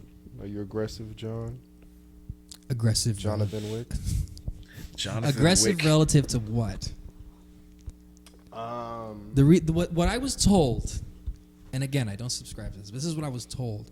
It's that apparently it fits me because I can walk into a room and people will notice me, or that my personality or my aura, people see it, like they notice it, like when I first walk in, or that my personality is similar to whatever it says. So that's what I was told. I'm not an expert. I don't care about it. I think that's just because you're John Luke. Yeah, it's think just that you, has bro. nothing to do with- This, Gosh. you the risk For the guy, way bro. that- They gonna notice regardless. I need what's to pay going you on. guys just to talk to me every day. Shoot, you guys make me feel good. But yeah, that's what people tell me. It's not something I live by. So The Boys. The Boys. Oh, man. Yo, I started watching The Oh. Boys 2 weeks ago. I You're binge welcome. watched basically the whole show in a span of 2 weeks. That's wild. That is- I don't know what I was missing, man. Greatest show going. Well, it's not the greatest show because my favorite show is House of the Dragon. That's not back yet. You said it before. Once that comes back, that's going to take the cake. Not Game of Thrones, House of the Dragon specifically. Great show. But yeah, The Boys, man. Spoiler, by the way, if you haven't seen The Boys, just skip this. yeah, spoiler. Super alert. I'm gonna tag this. It's gonna be The Boys. But Like we can't get into timestamp. Gen V though. If you into the boys, we can't get into Gen V because I'm still watching Gen V. Yes. I'm currently watching Gen V. So The Boys. Favorite characters. Go first. favorite character in Gen V. I mean, I'm sorry, and the boys. The boys. Damn, that's a great question. I'll tell you. I honestly, I like. It sounds just generic, but I like Butcher. Butcher is just. Oh, hey, mate. Yeah, he comes in. And Come just, off it. He don't want to hear that we can't do this. Like Yeah. that's my type of like. I don't want to hear Yeah. that this can't be done. If y'all don't want to come, I'm gonna go do this shit myself. Fuck y'all. Like, Yeah. And He's- it doesn't matter but if you ride with me, you die with me. But if you feel that this is not for you, cool. I still got my mission to do, and I'm gonna get this shit done. That's why I fuck with He Butcher. wears a leather jacket, but he's a sad boy for real though. Yeah, he is. like really, if you get that, he a sad boy. Bruh, his arch nemesis fathered a child with his wife. Insane. Bruh, like, Yo. his arch Insane. It's insane. It's like, how do you even like? The show puts you in such a place where it's like you don't even know what to feel about certain situations. Yeah. The characters don't even know what to feel. No. Like they don't even know what side It's a to. sign of good writing, though. I'll It's tell you like- that much. It's like the end of season 3 when you had Winter Soldier Boy. That's what I call him, Winter Soldier Boy, and Butcher. They were both going to confront Homelander, but then Homelander brings out the Ace card and brings out Ryan, and then it's like, dag. Then Soldier Boy doesn't give a shit about Ryan, but then Butcher does give a shit about Ryan. So now it's like it's a turn. It's like, Yeah. well, now it's Butcher and Homelander versus. So now they're working together. It's like, yo. It's like the show just puts you in a place where it's like, Yeah. and then even at the end of season, what was it, season 1, I think? Yeah, the end of season 1 when Butcher showed up to, what's the lady that ran Vought? The first lady that ran Vought? What was her name? Yeah. The He one showed- that Homelander was messing with. Yeah, he showed up. Butcher showed up to her crib, and like he thought that like, oh, I'm gonna use her as bait, and then he's gonna have to listen to what I say because he can. And then Homelander kills her. He kills her, yeah. Yeah, nah, She Homelander burns is her, wild. she burns Homelander is a he wild burns her man. face off. It's like, yo, it's like the show puts you in a spot where it's like so unpredictable. Homelander himself just That unpredictable character. I think Homelander is one of the best characters. I think He has so. He's one of the best villains. no I think. soul, Yeah, bro. 1000%. He has no soul. He has no like. Have you ever seen they have like an animation shorts of like the Boys World on Prime as well. So it's like, have you ever seen God, what's the name of that show? Oh man, I'm drawing a blank right now. But it's basically like kind of Black Mirror but animation. Like they just give you random. Have y'all seen Black Mirror? Of course. Yeah, I love Black Mirror. That's a whole different podcast right definitely, there. yeah, That's up there, too. 1,000%. Damn, we gotta, yeah. Yeah, definitely. Black We gotta have a Mirror. top 8. Not this episode, but we gotta have top 8 shows at some point. Yeah, for sure. But yeah, it's like an animation version of Black Mirror. Well, there's kind of already a version of that. I forgot what it's called. It's like Love Ghost Robot something. Yeah, it's definitely. I've robot. heard of that. Yeah, I haven't seen it. I know what you're talking about. Yeah, so it's though. kind of like the same concept of Black Mirror, is just different stories. They have crazy outcomes, crazy situations, but they're just random. There's no consecutive, story being told through them all. But it's all part of the boys' world. So, and it's so cool because it's like different animation styles. I'll have to check that but out. there's like ones that show like stories about Homelander when he was younger. So obviously things that they can't do in real life, they'll do in because they have the Animation. same voice actors and all that doing all that shit too. Oh, wow. Yeah. So it's dope. Check it out. I love animation. I'm super into like animation shit. So Right. And so including with the boys, I love the boys. Yeah. 2 and 2 goes together. I think they won an Emmy too from that. I think so. Yeah. Yeah, like- I've heard about what you're talking about. I can't put the name on it though. Favorite Oh, character. the robot thing. But yeah. But what's your favorite? Favorite character? I'd say Huey. And the reason why I say Huey is because I kind of understand like a lot of his motivations to do certain things. And Relatable protagonist. Yeah, and a lot of the tentative ways that he's trying to figure things out. He's very cerebral, Huey. He's also crazy. So like I could see myself as him in many ways more than one.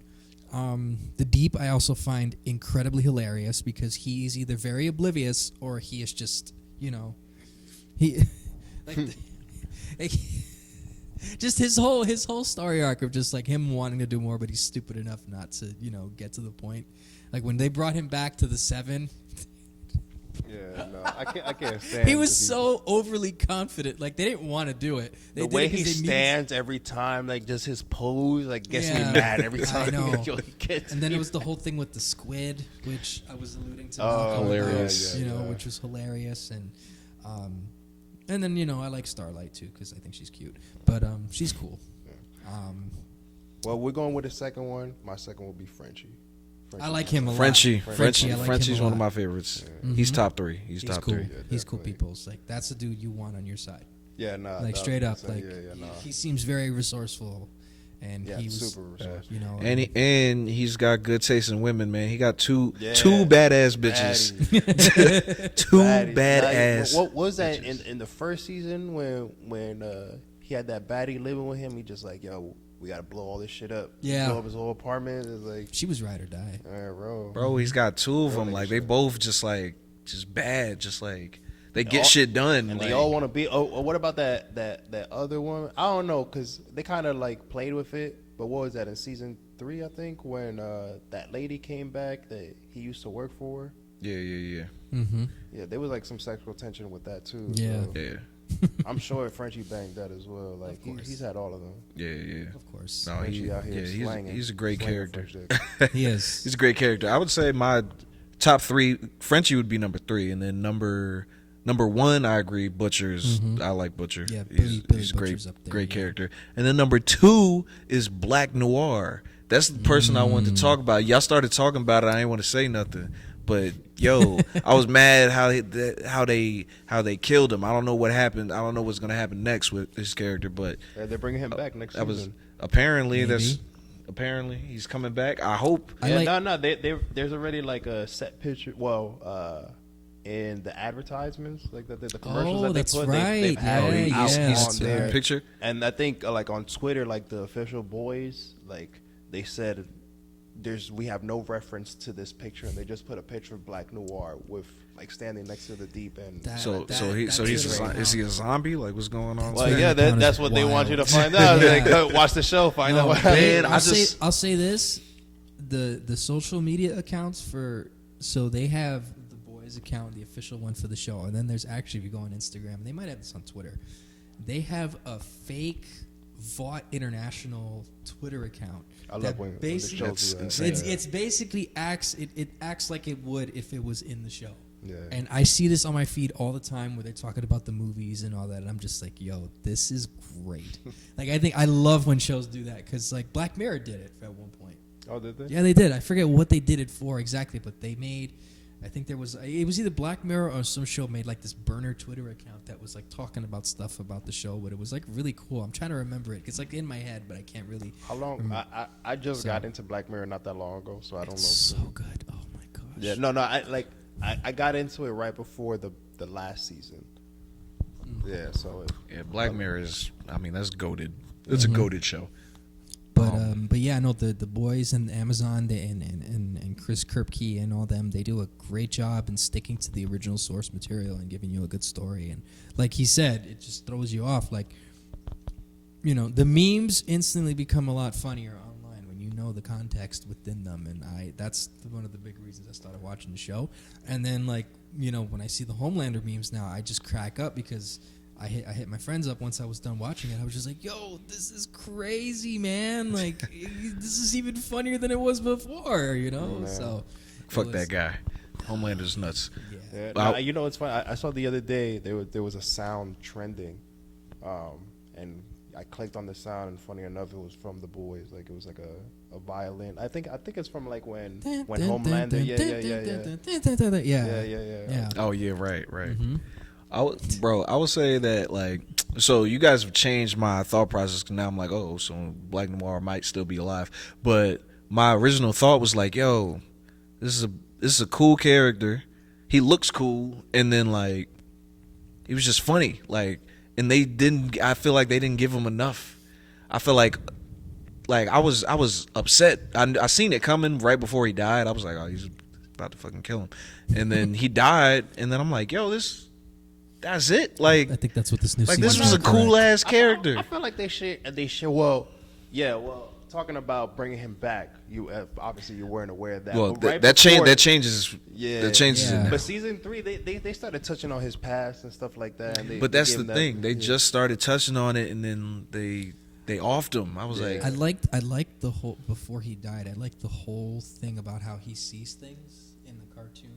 Yeah. I thought that was brilliant. his brain is fucking scrambled partially. Like, like his brain was scrambled. He's cooked. Yeah. He's not that cooked because he still no, he still has his functioning. Soldier Boy, fuck that man. Yeah, he did Yeah. though. He did. Yeah, so like, I thought that was a very interesting and cool creative thing that they did to kind of show his like perspective when he's killing everybody.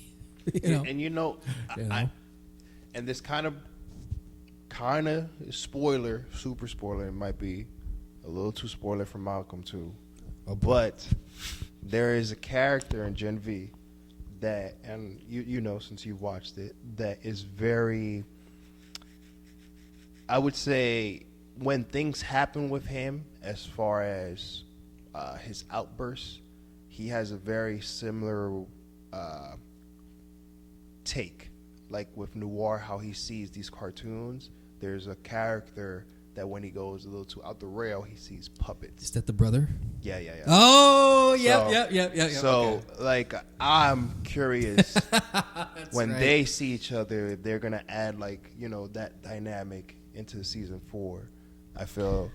And that's a good point. Yeah. That's a good point. Yeah. No, neither of you guys have watched Game of Thrones, right? Nah. So what I'm thinking, based on what you guys are saying, that they're gonna do like Black Noir, like the Mountain from Game of Thrones. If you know what I'm talking about with the Mountain, how he essentially, spoiler, he essentially dies, but then he's reincarnated, but then he's like a zombie for the rest of the series. Basically, he just progresses. His skin deteriorates, and he's like a living character, but he's like not an actual human anymore.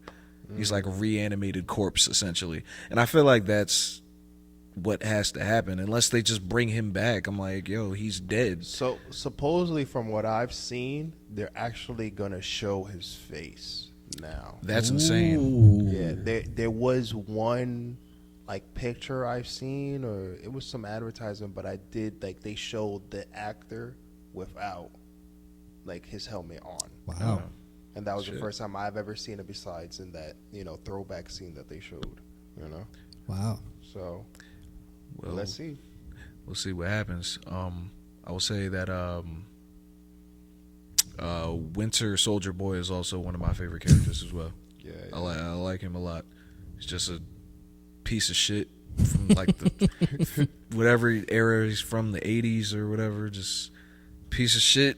Hey, listen, that's realistic, man. They say that about Captain America. I Yeah. feel like Captain America. He's would've realistic. been He's what Captain Yeah. America would actually be. Exactly. Yeah. Just a piece Yeah. of shit. Like, Yeah. like an old racist white man from The fucking funny 50s or whatever. right. The funniest thing. toxic masculinity all in there. Yeah. Like no. The funniest thing was when they were trying to explain to him the technology, and he was like so thrown off by it. Like just seeing this superhero just completely befuddled by modern technology just cracked me up. Like he did not know what to do sitting in front of a computer. It was hilarious. I didn't even know that was I guess I wasn't ever a big fan of the show to ever realize it. But that show, Supernatural. Yeah, Jensen Ackles. Yeah. He And was- is that show still running? Because No, it ended a couple of years ago, but Yeah, it lasted that's- like 11 seasons. Yeah, It's been that show was forever. on. That show was on since like the mid 2000s. Yeah, I remember it since I was a kid. I'm like, Yeah. Apparently, it's a good show. I just never had the time to sit down and watch it. But yeah, it's funny because I see him, and I know people that liked it and watched it, and I've seen it, And it's like it's funny seeing him there because I'm so used to seeing him in Supernatural that I'm seeing him as this character, Soldier Boy, and I'm like it. And he leans into it on. yeah, I his feel like the socials. characters are so different because I've only seen Supernatural in glimpses. Yeah. But like, I didn't even notice that it was him. Yeah. And Because he respectfully, has shorter hair in Supernatural. That's yeah, and I've seen a lot of shows in CW, so I'm used to seeing his face just pop up commercials or stuff like that, Yeah. in passing.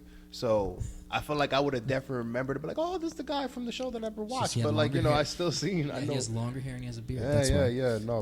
But like him, he leans into the character. Like Jensen Ackles leans into the character perfectly. Like you could tell he was fit for that role, and that's another good thing about just The Boys itself is each character is perfectly cast. Yeah. There is not one character in that show. Like you can go and look at other TV shows. Like I'll use a perfect example. So I'm watching Boardwalk Empire, which is a great show, by the way.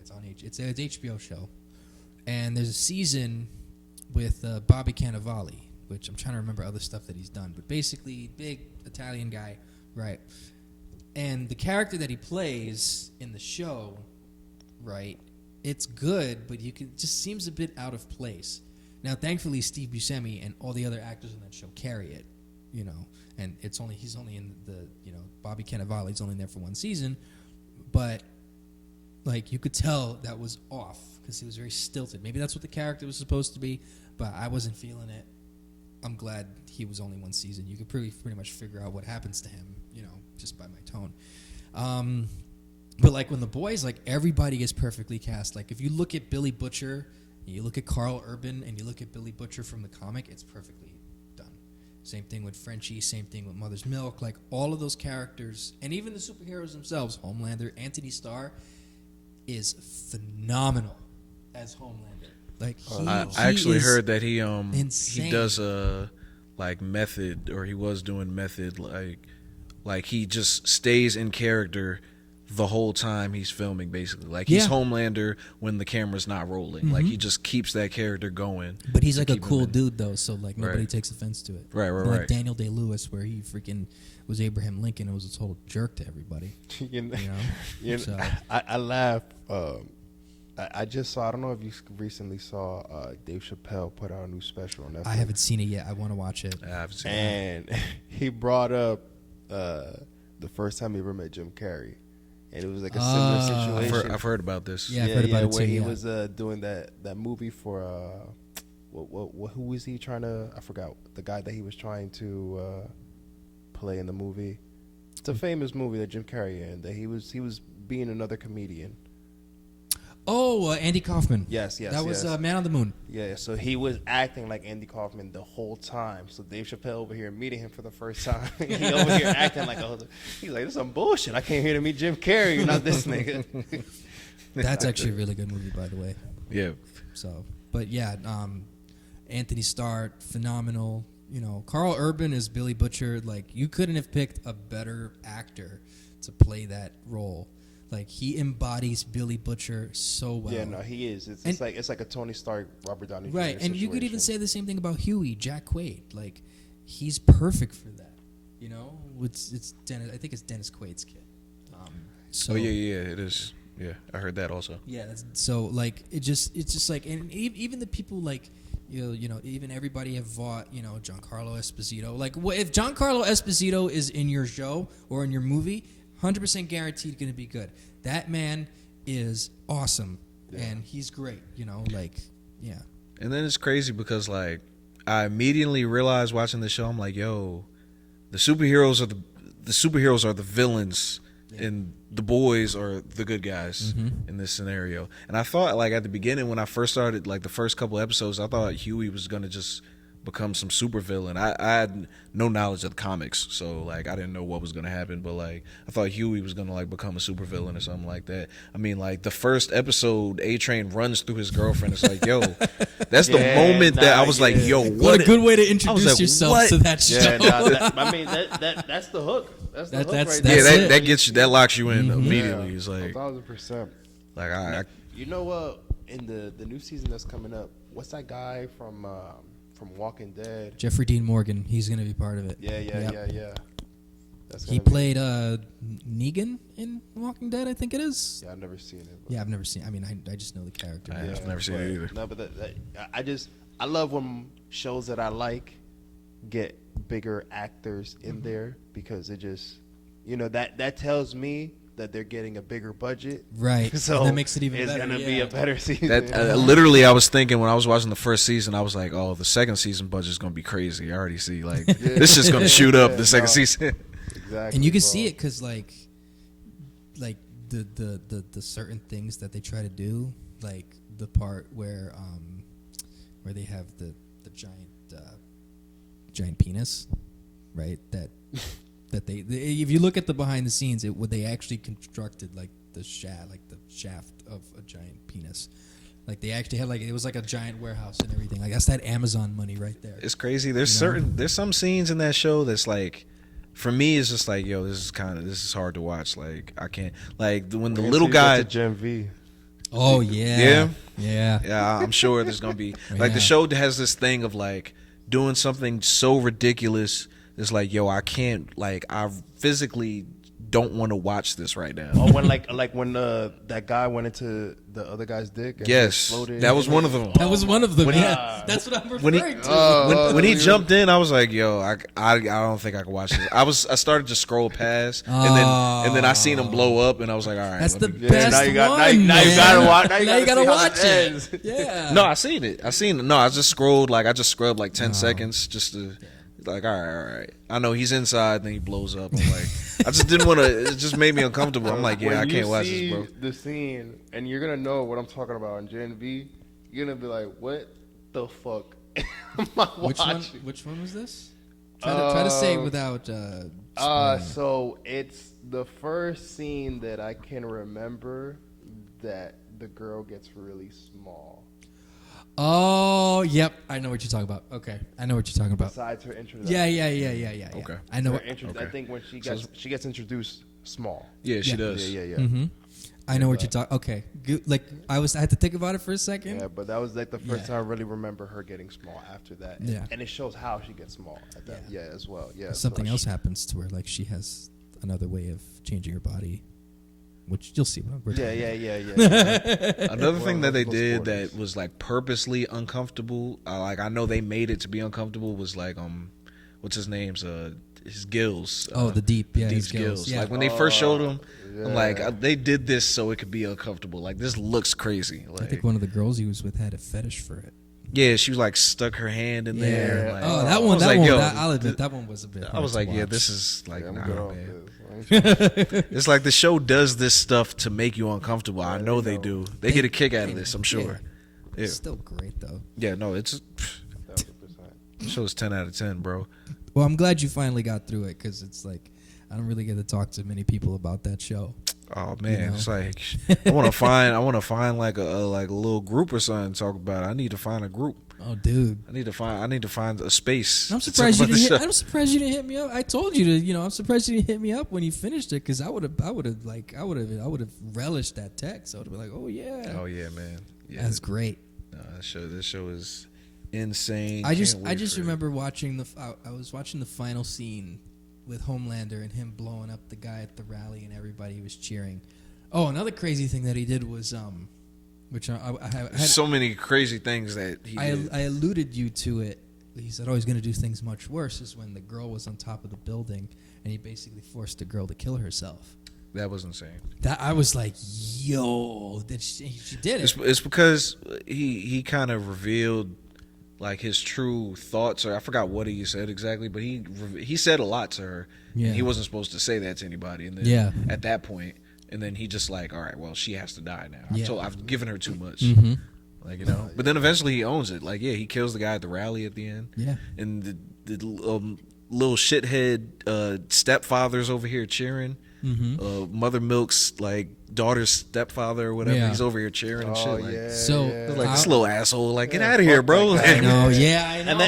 And then remember, what was that scene with the airplane when he couldn't say it, or he was like, Oh, that was fucked he was up, like man. At the beginning, yeah. and when Maeve was like, oh, just lift up the plane, he's like, where the fuck am I gonna stand on? There's nothing to stand on. She was like, and like I never thought about that. Like I'm just thinking like, motherfucker, do you not just shoot yourself in the air? Like, Yeah. do you not have force that just pushes you up? But I guess the fuck not. he's like, physics, he still needs something. No, I Yeah, think you he still does. need- I He think, needs leverage. He needs. I think he was just. No, he was just being an asshole. He was being an honestly asshole. He didn't want to do it. Because, like, if you really watch the show, what has he really done that shows the type of strength that he can pull up a whole plane?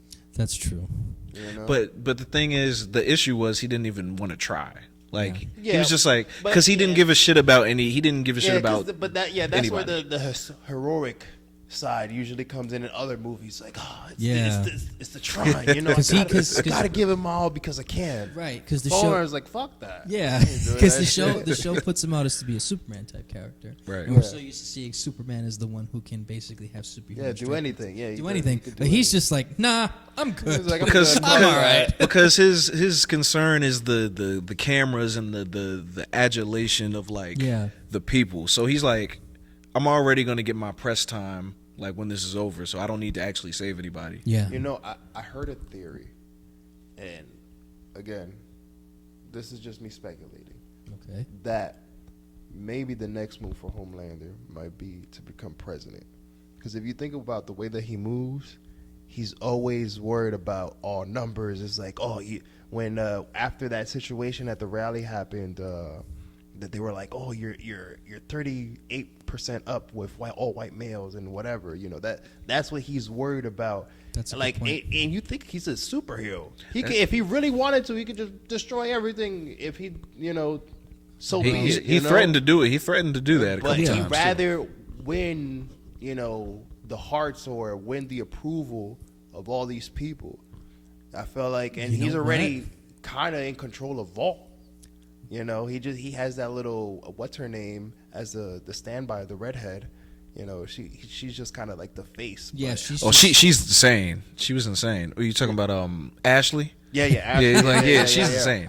She was ripping her hair out and shit. Like Yeah, she was yeah, just no, going she's crazy. So it's crazy you mention that, because that actually does kind of make sense relative to, even to the end of Gen V. Really thinking about it, the way Gen V ended, and the way that all went down, and you'll find out soon enough, Malcolm. And then with the way The Boys ended, and also with how you had the politician, what's her name? She's a soup, but she's trying. Oh, the head popper. Yeah, the head popper. Oh, yeah, What's yeah, her yeah, name? yeah, I yeah, can't yeah, remember yeah. her name. What- I forgot her name. Oh my gosh. She's Indian. Well, not Indian, but she's like she's like of that descent. Yeah, and so she's a soup, but she's not going to tell anybody. And they discuss that. There's a scene in The Boys, the head popping. It actually gets referenced in Gen V. You'll see what I'm talking about. It's very small. You have to make sure you're paying attention. But she makes a big deal about basically stopping soups, even though she is one, and then she, even went as far as to like killing people because they were trying to stop them. Yeah. So it wouldn't surprise me that theory is true, where Homelander runs for political office because you have the one side of the movement that wants to get rid of all the soups, including the boys, and then you have the side that wants to get them into power because something happens in Gen V that leads up to a certain point that leads credence to my point about everything being equal. And I think they even mentioned that in The Boys, where like the soups want their own like individual rights because they're not seen as like regular humans, because they don't have the same rights as humans do, so they have to be held to a certain standard. So I think that could be a thing, because thinking about how when that show was around when Donald Trump was president, and a lot of that is a lot of political satire inside of it, along with 1,000%, and the scathing sort of like reviews of like the superhero movies and all that. I would not doubt it 100% if like Homelander starts going out and just like wanting to become president, especially with the way how that rally ended. Because how cool would it be if you were in that universe where it's like you got this all-powerful soup who can take care of everything and be your leader? That would be terrifying. How much you want to bet? No, great soup, make soups great again will be a slogan. Probably, yeah. I just think Homelander is terrifying because two things. Because one, he has no love, because he didn't grow up with a family, so therefore he has no love, so he has no attachment to humans at all. Like he could give a shit about a human life. And then also it's like he has such a shallow driving force. It's like his driving force is literally just praise.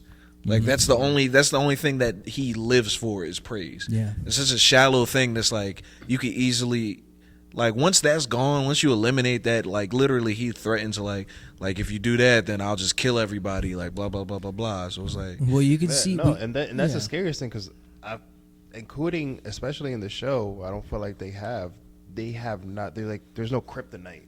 No, I don't think he has a weakness. Exactly. So it's like, the only thing that can stop this man is his image. Right. Like that's what he cares about the most. But if that's taken away from him.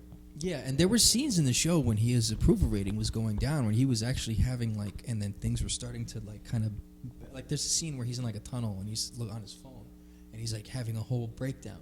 And I think that part when he was becoming not liked anymore, that's when he flipped the switch. And he's like, you know what? I'm not going to try and please everyone. I'm going to do whatever I want. And that's what ended up leading to him killing the guy in front of everybody. And when he saw that that's what got him the adulation, that's what brought him back up again.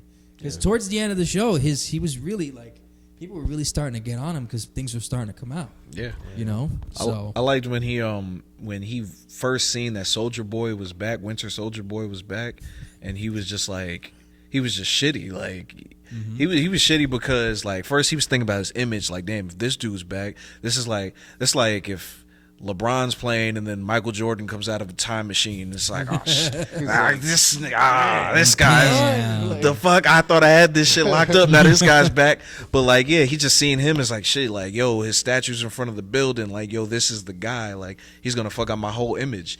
And then he was also scared. Like, damn, I might have to fight this nigga. I don't know if I could fight him. The only reason why they brought him back is they wanted to use him to beat Homelander. That was the thing. And to Homelander's credit, that fight scene, the first time they fought in the Hero-gasm place, first time they fought, it was a great fight scene. But Homelander was whooping his ass. Yeah. Like they fucking like triple teamed him. Like like what's his name? Butcher jumped in with his temporary V, and then Huey jumped in. I was like, yo, Homelander was actually whooping Soldier Boy's ass. This dude's a problem. Like, yep. He doesn't have a weakness. It's crazy. I also found it funny, just totally random, when Huey finally took the V and he just like didn't know how to handle himself. I thought that was hilarious. It's just on brand that he has like dumbass like power. Like it was useful, but it's like he has to be naked to do it. It's just like he just couldn't have a serious power. He had to like he still had to be like some dumb shit in the midst of that. You know, I always find that funny that was a power he ended up getting, which kind of led to the beginning of the show, because that's the first Translucent was the first person he killed. So it's funny that he ended up getting that power after his first kill was that, right? You know, type of super. And what's his name? Butcher just so happens to get Homelander's powers, basically. Yeah, exactly. Something to match with what's fitting, with his enemy, you know. I thought that's hilarious. That show was great. I'm gonna go home and rewatch it after Boardwalk Empire. Definitely. Yeah. I gotta have to. At least season 3. I definitely really want to watch. Yeah, season 3 before, I recommend to season 4 rewatch drops. that. Yeah, because I'm already fresh on Gen V, so I kind of I just need to watch that. I thought, real quickly, I thought the whole thing with Stormfront, I thought that was brilliant. I thought the way she was That's crazy. Season 2, right? Yeah, season 2. Yeah. Like I thought the way that they went about that was just it was. I have a question about that. Because I might have missed something. Because I said I fell asleep in part of season 2. Yeah. But like, so she was originally Liberty. Like she was like back in the day, she was like a different hero under the name Liberty, right? Yeah. But like, if I remember correctly, yeah.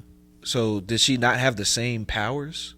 Did she not have the same abilities? No, I think she did. I just think she just used them differently, if I remember correctly.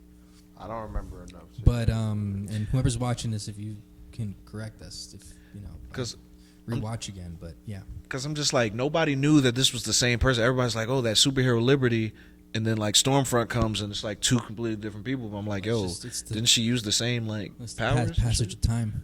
But I mean, think about it. Just because. It's like when you see a celebrity in real life. It's like, is that really them? Yeah. Actually, that happened to me one time, too. I've seen it. Like, I was in New York. I'm like, is that Philip Seymour Hoffman? You saw Philip Seymour Hoffman? In New York. So, real quick, just a quick sidebar. Did he die? Yeah, he died. He died of an overdose. This has to be years ago. We saw him at the end of 2011. This was like a year or two before he died. He was still doing Broadway in New York City, and my aunt from Puerto Rico had just came up. He did Broadway? Oh, yeah. And he was kind of chunky. I think he was going through one of his withdrawals.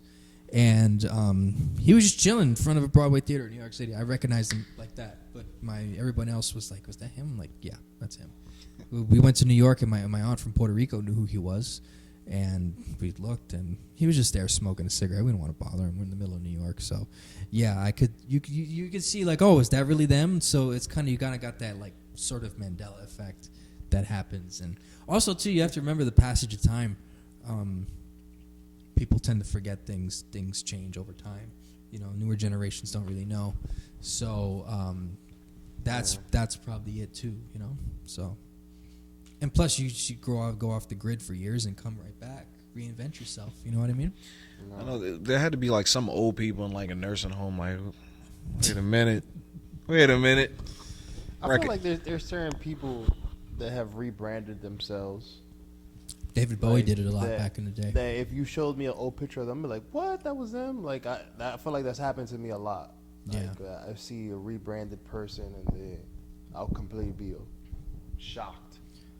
Like I said, David Bowie used to do that a lot back in the day. Fucking George Foreman. Well, how he looks now. George Foreman. He's just a grill guy now. He's just all happy. Oh yeah, like things guy. Like that. Yeah, like. But back in the day, he was badass, like George Foreman, just knocking people out and shit. So. Mike Tyson. There's too many people like Mike that. Tyson. Yeah, no, I mean Mike Tyson's still a bad. He's still knocking niggas out. I mean Mike Tyson's still. To be fair, he is still a badass. They were showing videos of him training for a boxing match. I was like, yo, I don't care how old this dude is. I am not getting within 5 feet of that dude. Look at Joe Rogan. Joe Rogan, he, the Fear Factor. I would have never thought that in years later he'll be the voice of the UFC, podcast. He was when he was doing that, he was still doing UFC. But the thing is that he was training as a black belt. He could actually fight. Joe. Yeah. He can I've actually. seen- So I've that's seen videos. so like he's a stand-up comic, but he's now like stock. But even back then, he was still training at the size he was. You know, it's like you think of you funny. You think of this guy, this average comedian in the '90s who was saying fresh jokes is on sitcoms and stuff. Now he's like the biggest podcaster in the world talking about conspiracy theories and stuff. Speaking of comedians and people who like have changed their whole look, Donald Glover, Childish Gambino, that man is a character of all trades. Yeah. Rapper, comedian, Mhm. actor. He don't really do stand up much anymore. I think Singer. he's leaned into a lot of the Childish Gambino. But he has. I feel like I've seen a lot of his specials. Like they're hilarious. Yeah, he has. He's hilarious. I feel I personally feel he has conquered that area. Not to say that, not to the max, not Kevin Hart, not Chris Tucker type, but definitely he has solidified his stamp in that area and has moved on to, he's one person that I feel can step into many different scenarios and succeed. You know who else is like that? Jordan Peele. Yes. Jordan Peele's another one. He was anything on he and touches. off camera. Which is, he was, you got, first he started Mad TV. That's where he met Keegan-Michael Key. Yeah. Then they were doing comedy. And then they did Key and Peele, which was, basically Hilarious, Chappelle's show yeah. after Chappelle's show. And then he was like, you know what? I'm going to marry this Italian broad. And then I'm just going to go and do scary movies with only people of color. And just feel- reinvent the whole genre. Yeah. I feel like the Mencia show was the Chappelle show. After What's that? The Chappelle show. The Carlos Mencia show. Nah, I thought that show. Yeah, I like that. No, I mean, it was okay. I love. I Like, thought come on. Carlos Mencia was hilarious. Mind of. Like, the first season was good. Shout out to the Mencia show. First season was good because I watched all of it. I used to go like in school all the time, And I used to know one of his bits by heart because I used to tell it to everybody back in the day. But then like afterwards, it started getting he started leaning into it too much, like George Lopez used to do. I'm like, dude, Didn't George Lopez have a similar show like that too? he did, but It didn't last long. no, it did. It was. Shout it was out like to the George Lopez show, man. 5 seasons, 6 seasons. His daughter was hot. But, Daughter was hot, mom was hot. Shout out Sorry, George Mom. Lopez. I love George Lopez. the thing with this is what He's a kills Blue me Beetle. about some Hispanic comics is that you could talk about being Latino and all that's fine. Like John Leguizamo made a career out of it. John Leguizamo claimed to be Puerto Rican, but he's not. He's Colombian. That's crazy. But the thing is that it's kind of like why a lot of people don't like Amy Schumer nowadays too, is because all she wants to talk about is her private parts. It's like, all right, we get it. It's like you're Mexican or you're Hispanic and everybody thinks you're illegal. Everybody thinks you're a wetback and all this stuff like that. It's like, all right, we get it. That's why George Lopez's talk show failed, because that's all he talked about. And it only gets to a point where you lean on material so much you become a hack. That's what happened with Carlos Mencia. But I feel like George Lopez is still funny. I'm not saying I've he's... seen a Netflix of him not that long he's ago. hilarious, but But it's still the same jokes. It's still, I'm Mexican, But my it's family's Spanish. Did Katt Williams mention George Lopez? I don't remember. Nah. I don't All right, think George so. Lopez. You know what? I George feel Lopez like valid then. Katt Williams He didn't should've- sell his soul. or whatnot. I won't say he's good that he didn't mention my guy Gabriel Iglesias. See, but there's Iglesias an example is though. hilarious. That's the difference between like a Carlos Mencia and a Gabriel Iglesias. Gabriel Iglesias uses his experience to make fresh jokes. Carlos Mencia still uses the same style of jokes every single time. The premises are different. Yeah, but also I feel like what gained Iglesias' stardom was his voice acting, like his impressions. He was also on. He did a lot of sketch comedy too.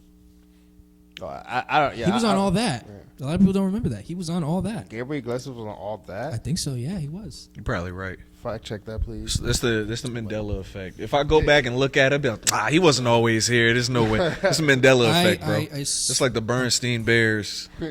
Like, it wasn't Hold on. spelled like I'll that. confirm that right now because I know I had that locked up in my head somehow. After you confirm that, we're going to move on to the top 8. We got a top 8 list that we about to put together to, wrap it up.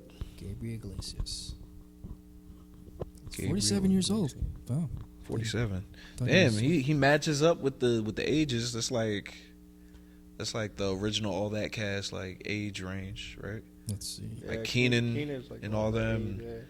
Nick Cannon. Yep, he was on all that. I knew I was right because you're a little kid and you see a, slightly larger Hispanic kid. You notice it being. I feel Hispanic. like I slightly remember a fat Spanish kid, but I don't remember that person being there that long or doing anything that significant. No. The only ones that you could really remember from all that were like Amanda Bynes. You know what we got to do? One top 8 we got to do like kid, like those people. I don't know what to call them. Child actors. Child stars. Child celebrity. Yeah. Yeah, we got to do like Amanda Bynes need to get her flowers. About time we put respect on Amanda Bynes' name. Yeah. Amanda, please. Yes. Amanda, please. She was so fire. And then she looked good for a while too, and then she Went crazy. went off the deep end. Yeah. Like they all do. But yeah, so top 8 our top 8 top today eight, in top eight. honor of Tom from MySpace or By the just way, MySpace in general. Look at the number I'm wearing. Oh, It's my Aaron number 8, Rodgers dog. jersey, top 8. Number 8. There you go. Who's that? Whose jersey is that? Aaron Rodgers. That's That's a whole. Right. Look, I'll just say this. I don't care what he has to say outside of football. I just want the guy to win. That's it. Anyways. It's just a quick question. I haven't been paying attention to NFL season at all, really. But like, The Jets. my team is trash. Giants, they trash. But The Jets suck. no. But Aaron Rodgers specifically, is he nice right now, or is he like Shaq on the Celtics? How do we know he got injured 4 plays into the season? He still didn't come back. He's done. No, so he's out done. for the He's season. he's going to play next year. But Ooh, so he's like Udonis Haslam on the team. pretty much. But he, the only reason why he's in the news now. So basically, this is what happened. So Jets drafted a guy 2nd overall a couple years ago. Turns out didn't work out. Aaron Rodgers, who was still balling out with the Packers, decided to, basically get traded from the Packers to the Jets. Jets thought we had a guy. I went to the game opening night against Buffalo. Tears his Achilles out for the season. Oh, you was at that game. I was at the game. Damn, that's tragic. I got there tragic. late. I got to my seat. I saw the defense ball out. Aaron Rodgers came out. MetLife was insane. And then 4 plays in, he gets tackled, tears his Achilles out for the year. It's like So it's like wearing this jersey, I wasn't wearing this, but this is the jersey they were wearing. it's like T-Mac when he was on the Knicks, or like D Wade when he went to the Bulls. Right. Just like So just nasty. Just like why is he Yeah. in that jersey? So just like yo, I can't see it. I know. So Rodgers, he's going to be back next season. He looked good in camp, whatever. The hype was real. But the reason why he's in the news is because he goes on the Pat McAfee show every Tuesday, and he just talks about stuff. And he's like Joe Rogan, where he's like anti-COVID, anti-vax, and he's very vocal about it. Most of the time, he's doing it to troll, but he actually believes this stuff too. He's also a conspiracy theorist and whatever. And it's like I said. I say this about all athletes. I don't care what you have to say outside of sports, unless you're inciting riots and hate. Most of those athletes probably think the same way. He's just very vocal about it, so he's out here. And then when the Epstein list was coming out, he'd insinuated that Jimmy Kimmel was on it. So then Jimmy Kimmel got his all panties up in a bunch.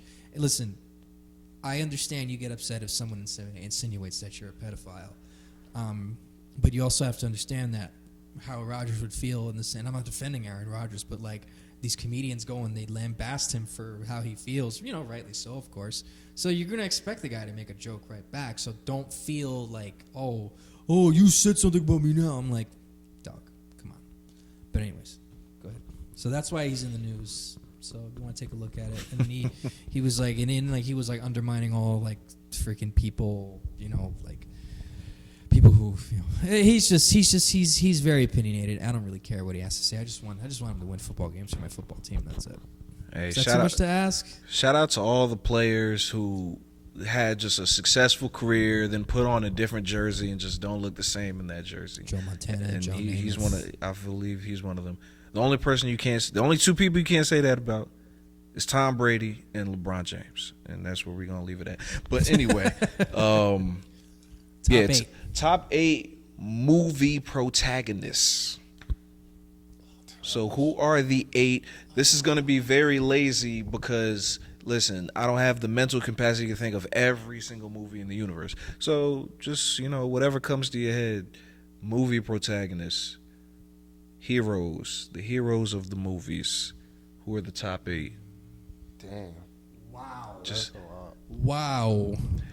I feel like that's a pretty important list to like for us to like. What a question to give to me before midnight. Yeah.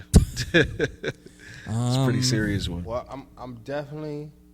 And Just throw out names. You know, and 'cause I'm a huge Marvel fan, so I'm definitely gonna have to say Iron Man is up there. I was thinking about that actually. Especially for Endgame. Mhm. Like that scene specifically at the end Yeah. is why I would say Okay, that. I'll give you that because I was gonna say, is Iron Man like a protagonist though? Yeah, I think so. 1,000%. In Endgame, You got to yes. think about it. In First Avenger, he was the one who went into outer space to throw that. But after that, and again, he was the one who figured out time travel to even do the things to Yeah. go even back there. Mm-hmm. I'll say in between. I'll just say. And Okay, go ahead. Go ahead. Let him cook. he snapped his finger to end all that nonsense. Yeah, I'm with that. I And agree he with died for it as well. I agree with Endgame. My only point is from when he put the missile in space, from that point until like Infinity War, I could say that he was a gray area antagonist because he was on like a thing where he was trying to put a suit of armor around the world and like trying to basically That's right. control the world and was keeping secrets from the rest of the team, and like you could easily view him as a villain through that period Hey, listen, of if time. we're doing that, Batman's a villain.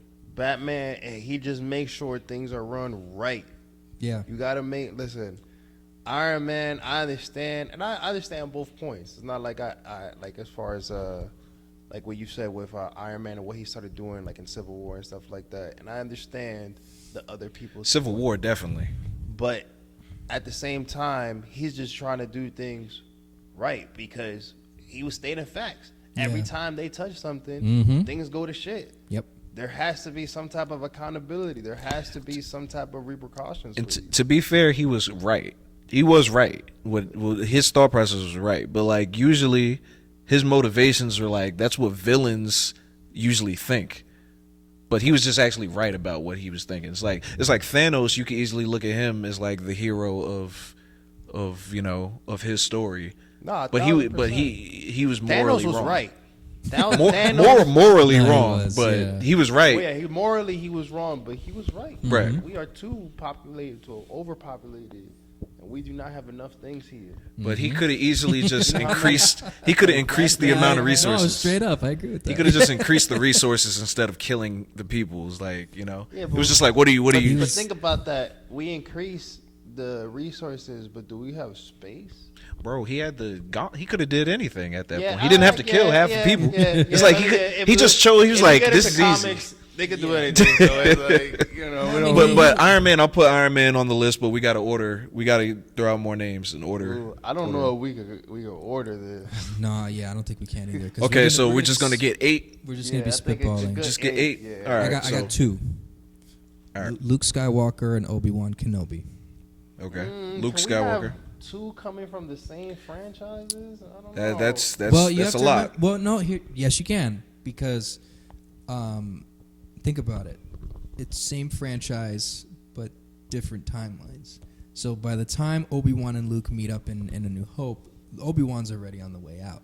Obi-Wan is what basically kept the galaxy together somewhat for the most part, that almost didn't lead to complete and utter destruction. Which is, Obi-Wan is basically the reason why the Jedi were still alive when he meets Luke. And Luke is the one who's able to beat and defeat his father, bring him to the light side. I've only watched Star Wars one time through, So and I don't remember it that much. But I'm telling you, just take it from me. Trust Well, me. Yeah. is Obi-Wan over Marty McFly? 100%. yeah, Yeah. I don't even Over Marty? have Marty Yeah. McFly on my list, dog. Marty's not on the list. All right, man. I think As a pro, I mean, honestly, I feel that Doc is more of a protagonist. yeah, because he's the Then- one that's helping with all the technology. Yeah, Marty actually just did. does the Doc puts everything in place, but Marty actually does the adventure. Like he actually fulfills. Yeah, because Marty's the what one has who to be wants done. to do the adventure. Doc be telling him, "Don't do this. Don't stay right here." And he's gonna be like, "You know what, Doc? I'm gonna go do something else. I'm gonna go fuck shit up, and I'm gonna make it worse." And then man, that's like telling your kids like, "Yo, don't touch the stove. I'll be right back." What they gonna do? Gonna touch the stove? Don't touch the time machine. What you think I'm about to do? What you think I'm about to do, man? But all right, Luke. I'm hesitant. I'm a Star Wars fan, but I'm hesitant. I'm hesitant to put Obi-Wan and Luke on here. I don't think. I would say Luke. We got to get more names. Luke and became Darth Vader. Luke, no doubt. His story continued, and I don't know. Is he really protagonist if he turns into Vader at the end? No, you're thinking of that's Anakin. I apologize. Yeah. No, Anakin's nowhere near this list. Yeah, but you know what? I don't. Anakin's not touching this list. I don't even know enough about Luke to really. The reason why this is the reason why I mentioned Obi-Wan. Because I feel like Obi-Wan did more. Isn't there more story? Didn't Obi-Wan just have a show? He had a show, and also they had Clone Wars, and you got the whole prequel trilogy too, 1, 2, and 3. So the reason why I say Luke because it's a traditional. You know, he defeats Darth Vader. He is the son of the chosen one, who ends up fulfilling the prophecy that was supposed to be for Anakin. The reason why I say Obi-Wan is because Obi-Wan was instrumental in, and you could even see this in like Kenobi in the spin-off series. There was still some humanity left inside Vader, even though he was a ruthless killer, and second hand to the Emperor. But Obi-Wan was always kind of like the concerned brother, and you could see that in 1, 2, and 3. Even though he didn't want to train him because that was supposed to be Qui-Gon Jinn. He basically tries his best to make sure that this guy stays in line, and even after everything, during Clone Wars too, like he's watching over him and he's keeping everything. He's keeping everything, under wraps. I'll say, as fans, we know the importance of Obi-Wan, but if we're just looking strictly at the movies, we can't use anything else but the movies because we're talking about movies. And Obi-Wan's most of his best work was done as a side character. In A New Hope, in the original trilogy, he was a supporting character to Luke. And then in the original trilogy, he was a co-lead, but he was a supporting character to Anakin. I disagree. For the most part, I don't think he ever had a moment. Well, out in the movies, I don't think he had a true moment where he was the driving force like the protagonist. Yes, I disagree 100%. He was. Is he over Indiana Jones? No. All right, so Luke Skywalker, Iron Man, Indiana Jones, Obi-Wan. I'm reserving. Obi-Wan's in the bubble. Okay. Listen, he's in the we're bubble. Gonna have 2 Star Wars, I'm definitely putting my guy Spider-Man right here. This is not even a question. Spider-Man. Obi-Wan's not over Spider-Man. Listen, Spider-Man could honestly be number. I think Luke Skywalker is probably number 1. Has to be. Nah, but crazy, man. Spider-Man. Yeah. Over Spider-Man. They can't stop it's making tough. movies about this man. Well, it's tough. They basically shoehorned Luke Skywalker into everything. It's now. So but then it's the same person that's played this man for years. So then, do we put Superman in there? Does Superman make the list then? You know why I say no? Because I've yet to see a good Superman film. I just think Superman's OP. Yeah, me too. I think it's kind of like the easy answer is just like, oh, it's Superman. It's like, but the thing is that they've never made a good Superman film. Besides maybe the old ones, but those ones are so old, and those people at that time they didn't even know what they saw. I'm gonna say the Man of Steel was good. I like Man of Steel. I like Man of Steel. The original. I like Man of Steel. There was one. Not the rest. I don't like. Is that the one with Lex? That was Lex Luthor, the old one, right? Which, like the old, like Christopher Reeves? No, not Christopher Reeve. Oh, No. Who played Superman in like the? There was a. Yeah. It was Kevin Spacey was Lex Luthor. Brandon something. Brandon. He was just Brandon Ralph. Yeah. Yeah, Lex Luthor was Kevin Spacey. Yeah. That was a good movie. Like, that movie was trash. No, I didn't. The only thing I like remember was the ad, the commercial where the bullet hit his eye and then it like squished up. That's the only because they fucking printed that shit in my I'd brain. like that Listen, movie. Man of Steel wasn't perfect, but I think it was decent. I think Man of Steel was the best Superman movie we got since Christopher I Reeves. feel like Yeah, Henry that's true. Cavill was the best looking Superman, like the best person to fit the. Yeah, but the way that he fit the look. Yeah, but And then we got the best action scene we've ever seen with Superman in a movie was him versus I feel like I've never seen a fight scene with Superman that was better than that. yeah, but what do you have to compare it to? Like, but Brandon see, Routh didn't even fight. He didn't have a fight in that movie. Okay, I'm super That's into right. animation, so I've seen like a lot of. I don't know if you guys have ever seen the DC animation movies, but like Yeah, they're the best. yeah. So Well, that's it's the like, best best- representation. when of you it. compare that to that. Well, we're talking about movie. We can't compare it to Listen, that. Yeah. but I can compare like Into the Spider-Verse to one of the Spider-Man movies. That, you know, Yeah. and not to say that I understand. It's live action. Yeah, It's harder to compare. But what I'm trying to say is that these people were able to capture these characters, Yeah. like even in live action. And I just feel definitely with Superman, nobody has besides Henry with the look. But It's a very besides that, no. it's a very tricky, like, it's amazing how, like, they got Batman right, but Superman they got wrong on so many different levels. Like, you find that, I mean, that also helps that Christopher Nolan was, I feel like the closest thing to Superman is Smallville. I think that's probably the best. I was just about to mention that too. Great representation, Superman. We need more. We need other Said names. Indiana Jones. Oh, I just had one in my head. Indiana Jones definitely. Luke Skywalker, Iron Man, Indiana Jones, Spider-Man. No particular order. I just had one. I'm trying to remember who it was. James Bond. James There you Bond. go. James Bond. Yeah. Outside I don't know of after you brought up those slapping those females. well, I don't know about having him on my list. I don't like James Bond anymore. You could James that- Bond. I'm not thinking about that. Listen, protagonist, Scooby Doo.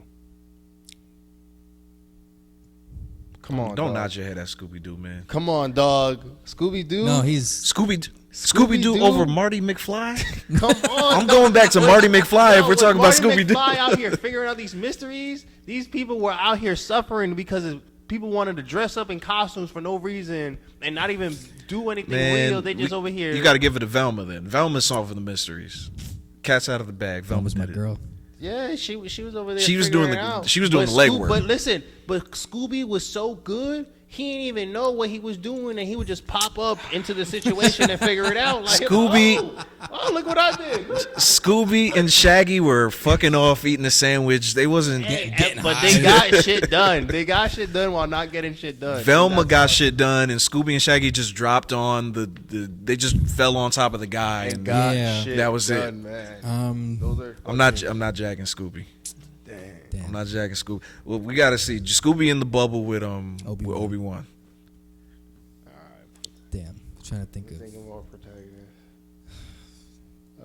I still stick to my Bond. James Bond theory. James Bond's here. Okay. I got him. Luke Skywalker, Iron Man, Indiana Jones, Spider-Man, James Bond.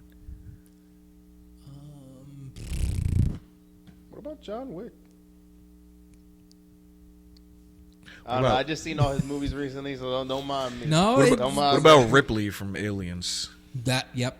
Ripley? Mm-hmm. Yep. That's a good I one. would think so. Ripley. Yep. She went through some Ripley. stuff.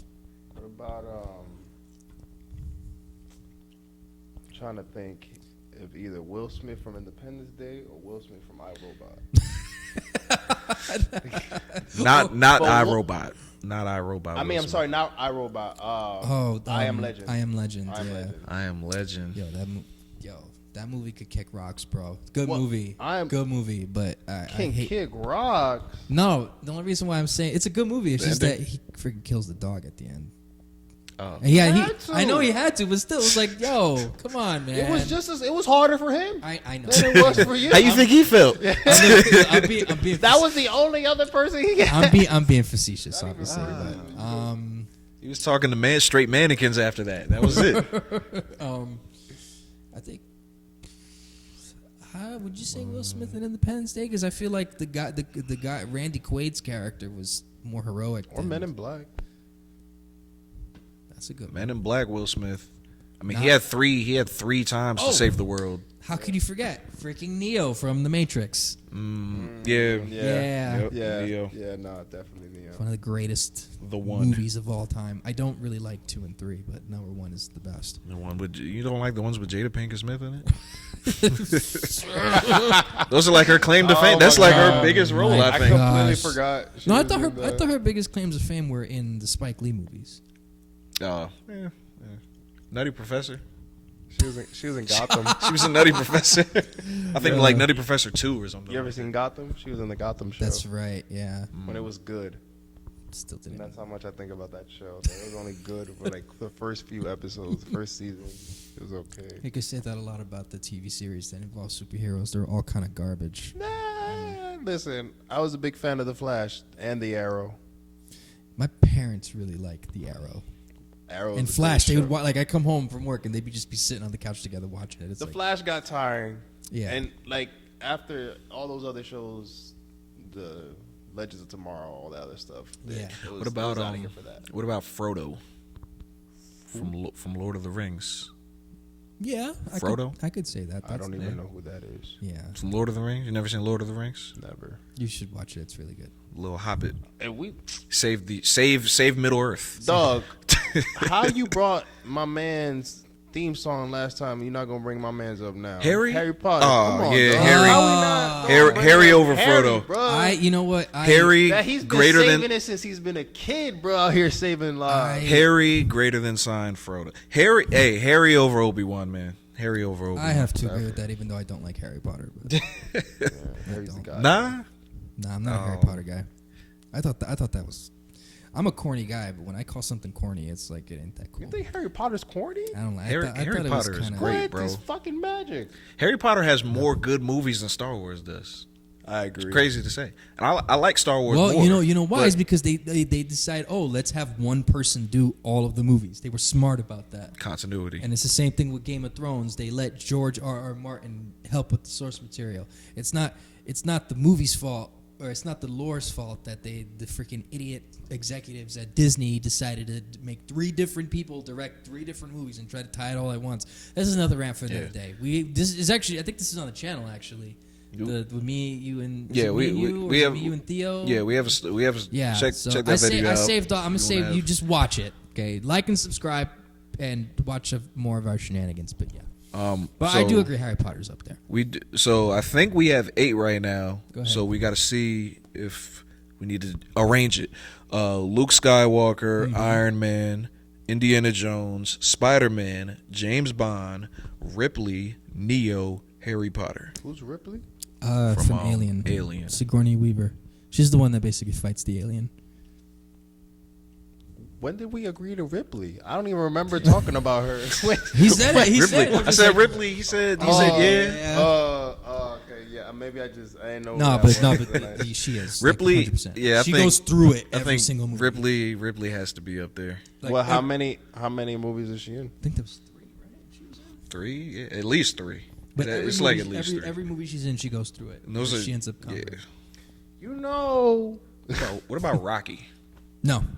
No? No. Nah. right. But you know I tried. who we need to have? My guy, Ernest. Dog. We not putting Ernest there? Yo. You don't remember Ernest? That's Where's that from? That's Where's that out of from? left field. From everywhere. Ernest went camping. Ernest went Oh. to the street. Ernest went to the dollar that store was down the Jim block. Ernest Varney. went everywhere, I bro. think that's Jim Varney. Might as well that put played Mr. Bean in there. him. Put Mr. Bean in Heck, there. if we're doing that, you might Mr. as well, Bean? You might as well put Pee Wee Herman in there too. No. No. Oh, why? Not Pee Wee. Why Not Pee Wee. Not Pee Wee. Why not Pee Wee? Not Pee Wee. Or Larry the Cable Guy. No. Pee Wee had more lore than Larry the Cable Guy. Larry the Cable Guy is just a 2-bit hack who's Okay. pretending he's a hick. I have a question. Has The Rock has an iconic role yet? No. Okay. No. Jumanji is his Now most my iconic. second question Think it's is Jumanji. is him Or Scorpion being King. just The Rock No. being a No. But you guys don't understand. Well, maybe John does. But being a wrestling fan, Bro, I'm a wrestling fan too. I had wrestling. If Nigel was here, we was gonna do wrestling. That was the two I had. It was either wrestlers or protagonists. But Nigel not here, and I wanted to save it for when she's here, and I guess when Theo's here too, because they both watch wrestling. Yeah. Oh no, I definitely have to be here for this. Wrestling, Okay. no wrestling. I'm definitely gonna be Bro, here. we're gonna get nasty on the wrestling Oh one. man. We're gonna get super nasty. Yes, I can't wait. No, The Rock.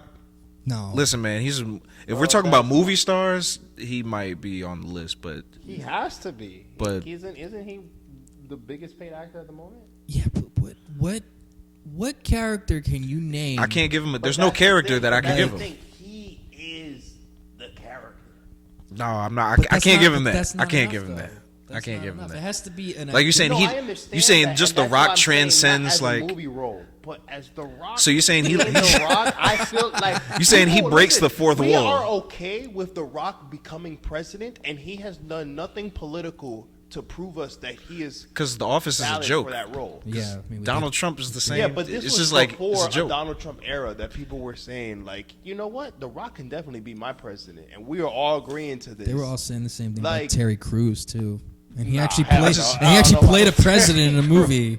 He played a president in a movie, granted, albeit not the but best I'm talking one. about people really having true debates about The Rock becoming president. If that's the case, you put Chuck Norris. We got to put Chuck Norris. Chuck Norris, Chuck yeah. Norris. You're Chuck trying to Chuck Norris- Norris Keanu The Rock. Reeves as himself. Chuck Norris is definitely in my top 10 as protagonist. I know we're doing 8, but Chuck Norris so does do everything. you do so with that? Do you do Chuck Norris or do you do Walker from Walker Texas Ranger? I have no clue who that guy is. Okay, do yourself a favor, go online. Well, I've heard of the Okay, Texas Ranger. so but listen I to don't the, know just who he just is. just this show is the cheesiest show in the world, but it is incredibly entertaining. I used to watch it when I came. Who's the guy? Who's His name was, I forget his first name. His Walker. His name was Walker. It's Chuck Norris. Oh, Chuck Norris plays. Chuck plays Norris him? plays Walker in Okay. Walker Texas Ranger. He's basically this ranger, and he basically goes and solves crimes around town. It is the corniest Yeah, two-bit. but it's a Western film, like a Western show, right? No, it's not. It's just he's just going out there beating people up in this But small town. Isn't he like a ranger? Yeah, but it's not like a traditional Western where it's like, oh, I'm out here. Like, no, he's a ranger, but he's got his like his deputy, Yeah. and they're just going around beating people up in this small town. I can't. The only reason we can't put Chuck Norris on here because then it's like, well, then he has to be number one. And it's like he has to be at the top, You have to put Bruce Lee in there too. Then and then it just opens up to it that- opens that's up it, too that- much. that's Yeah. that's another list. No, you You'd can't. that'd have to be like another list to do. Jackie Chan from Rush Hour. That's not a top 8? Do you understand the words that are coming out of my mouth? Listen, Jackie Chan not over Marty McFly, man. Marty McFly is the gatekeeper of the people that's not on the list now. You got it. You got it. Oh man, Oh. that was like that. That reminds me of the last episode he did when he was pushing for Queen Latifah on that last. Yeah, man, I still, He was I still going hard feel, on that. yo. Hey, but guess when what? I saw that list come out, what was it 2 days ago? I was Yeah, like, yeah. yeah. I But was guess like, what? Yeah, dude, exactly. Queen Latifah was on that list though. Yeah. yo, shout out So Queen that's how he is Latifah. right now. Jersey stand Shoot. up, yo. Damn, I'm son. still fighting for you, Queen. Still fine for you. What about Dorothy from The Wizard of Oz? Nah. She was useless. Not Jagging? Nah, She was shit. That whole. I'd rather Useless. take Michael Jackson Useless is in crazy. what is it? The what was The it? Wiz? The movie? Yeah, The Wiz. oh my gosh, He was And he useless. was barely in the movie. That No, actually, just- he provided one good song on that. That No, just- yeah. There But I'm was- saying there was he a good was song like, in that in the soundtrack. whole Oh my retrospect of the gosh, movie, that just- he didn't have a huge Oh, role. no. in it, that just yeah. like unlocked a core memory I didn't even remember having. Oh my gosh. Is that movie being creepy? That movie being Well, like an yeah. acid trip? Yeah. That movie's an acid trip. Yeah, no, it definitely is. Like when I remember first seeing this, I was like, "Wait, is this a real movie?" It was- I it thought was- it was like a parody at first when I was watching it. I was like, "Oh, this is a black version of The Wizard of Oz." I was No, like, oh it's my it's God. kind of unsettling. That movie's a little creepy. It's like Pan's Labyrinth. Yeah, it's like what's going on? Nah, no Dorothy.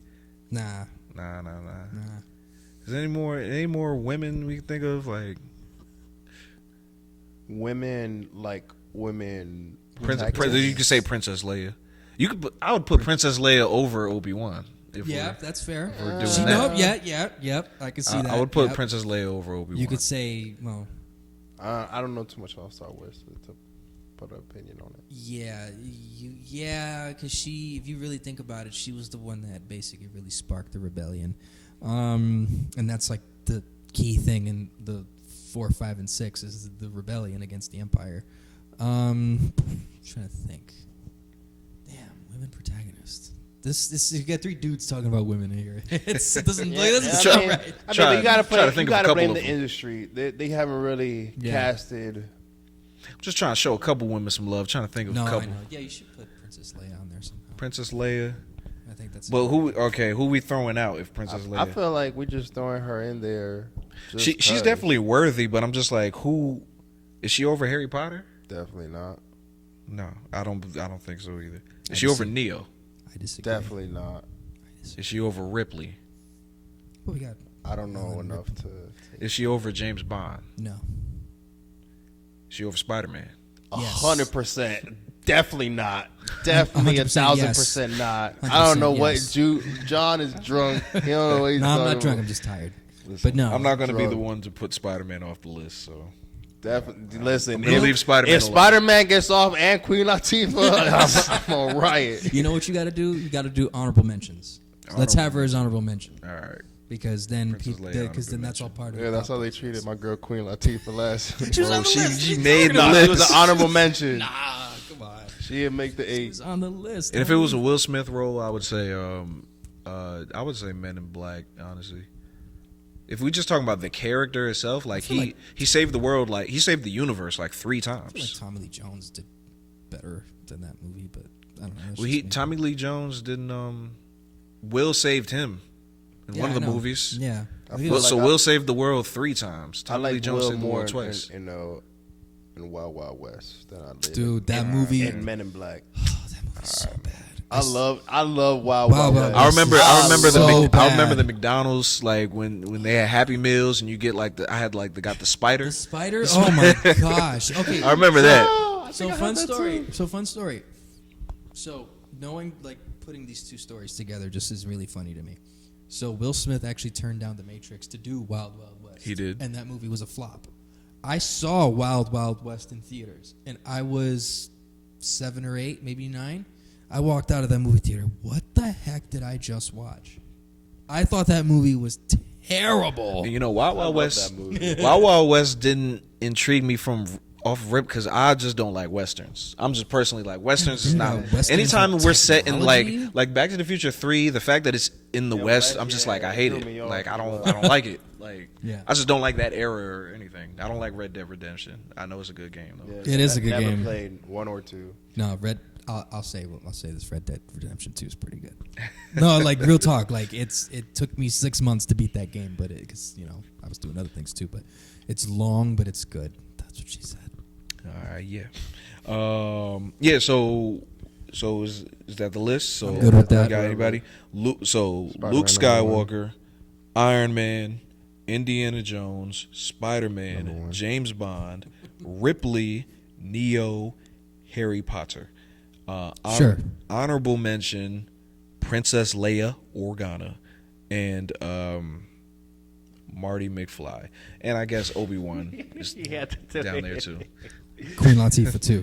Queen Latifah. Yeah, Queen She's just gonna be a running joke. Set it off. Yeah. She gonna be a running joke. I'm gonna add Queen next episode. Queen Latifah gonna be the first one on the list. I don't even know what it's Oh, gonna I be. can't wait. Hopefully, I want to do the wrestling list. So hopefully, we got everybody here. I haven't really watched it much lately, but I watched it a lot back in the day, so I could. Oh, I don't watch any of the new stuff. So I'm all caught up on back in the day. Like freaking Rashiki was one of my favorites. For obvious reasons, but you can look it up yourself. You like that ass? No, it was just- Rashiki. That used to just crack me up the way that he would go about doing that. I like Scotty Too Hottie.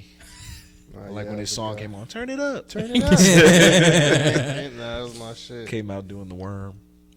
Yeah. I used to like the Dudley Boys. Heavy. Those are the guys. Mm-hmm. So. Yeah.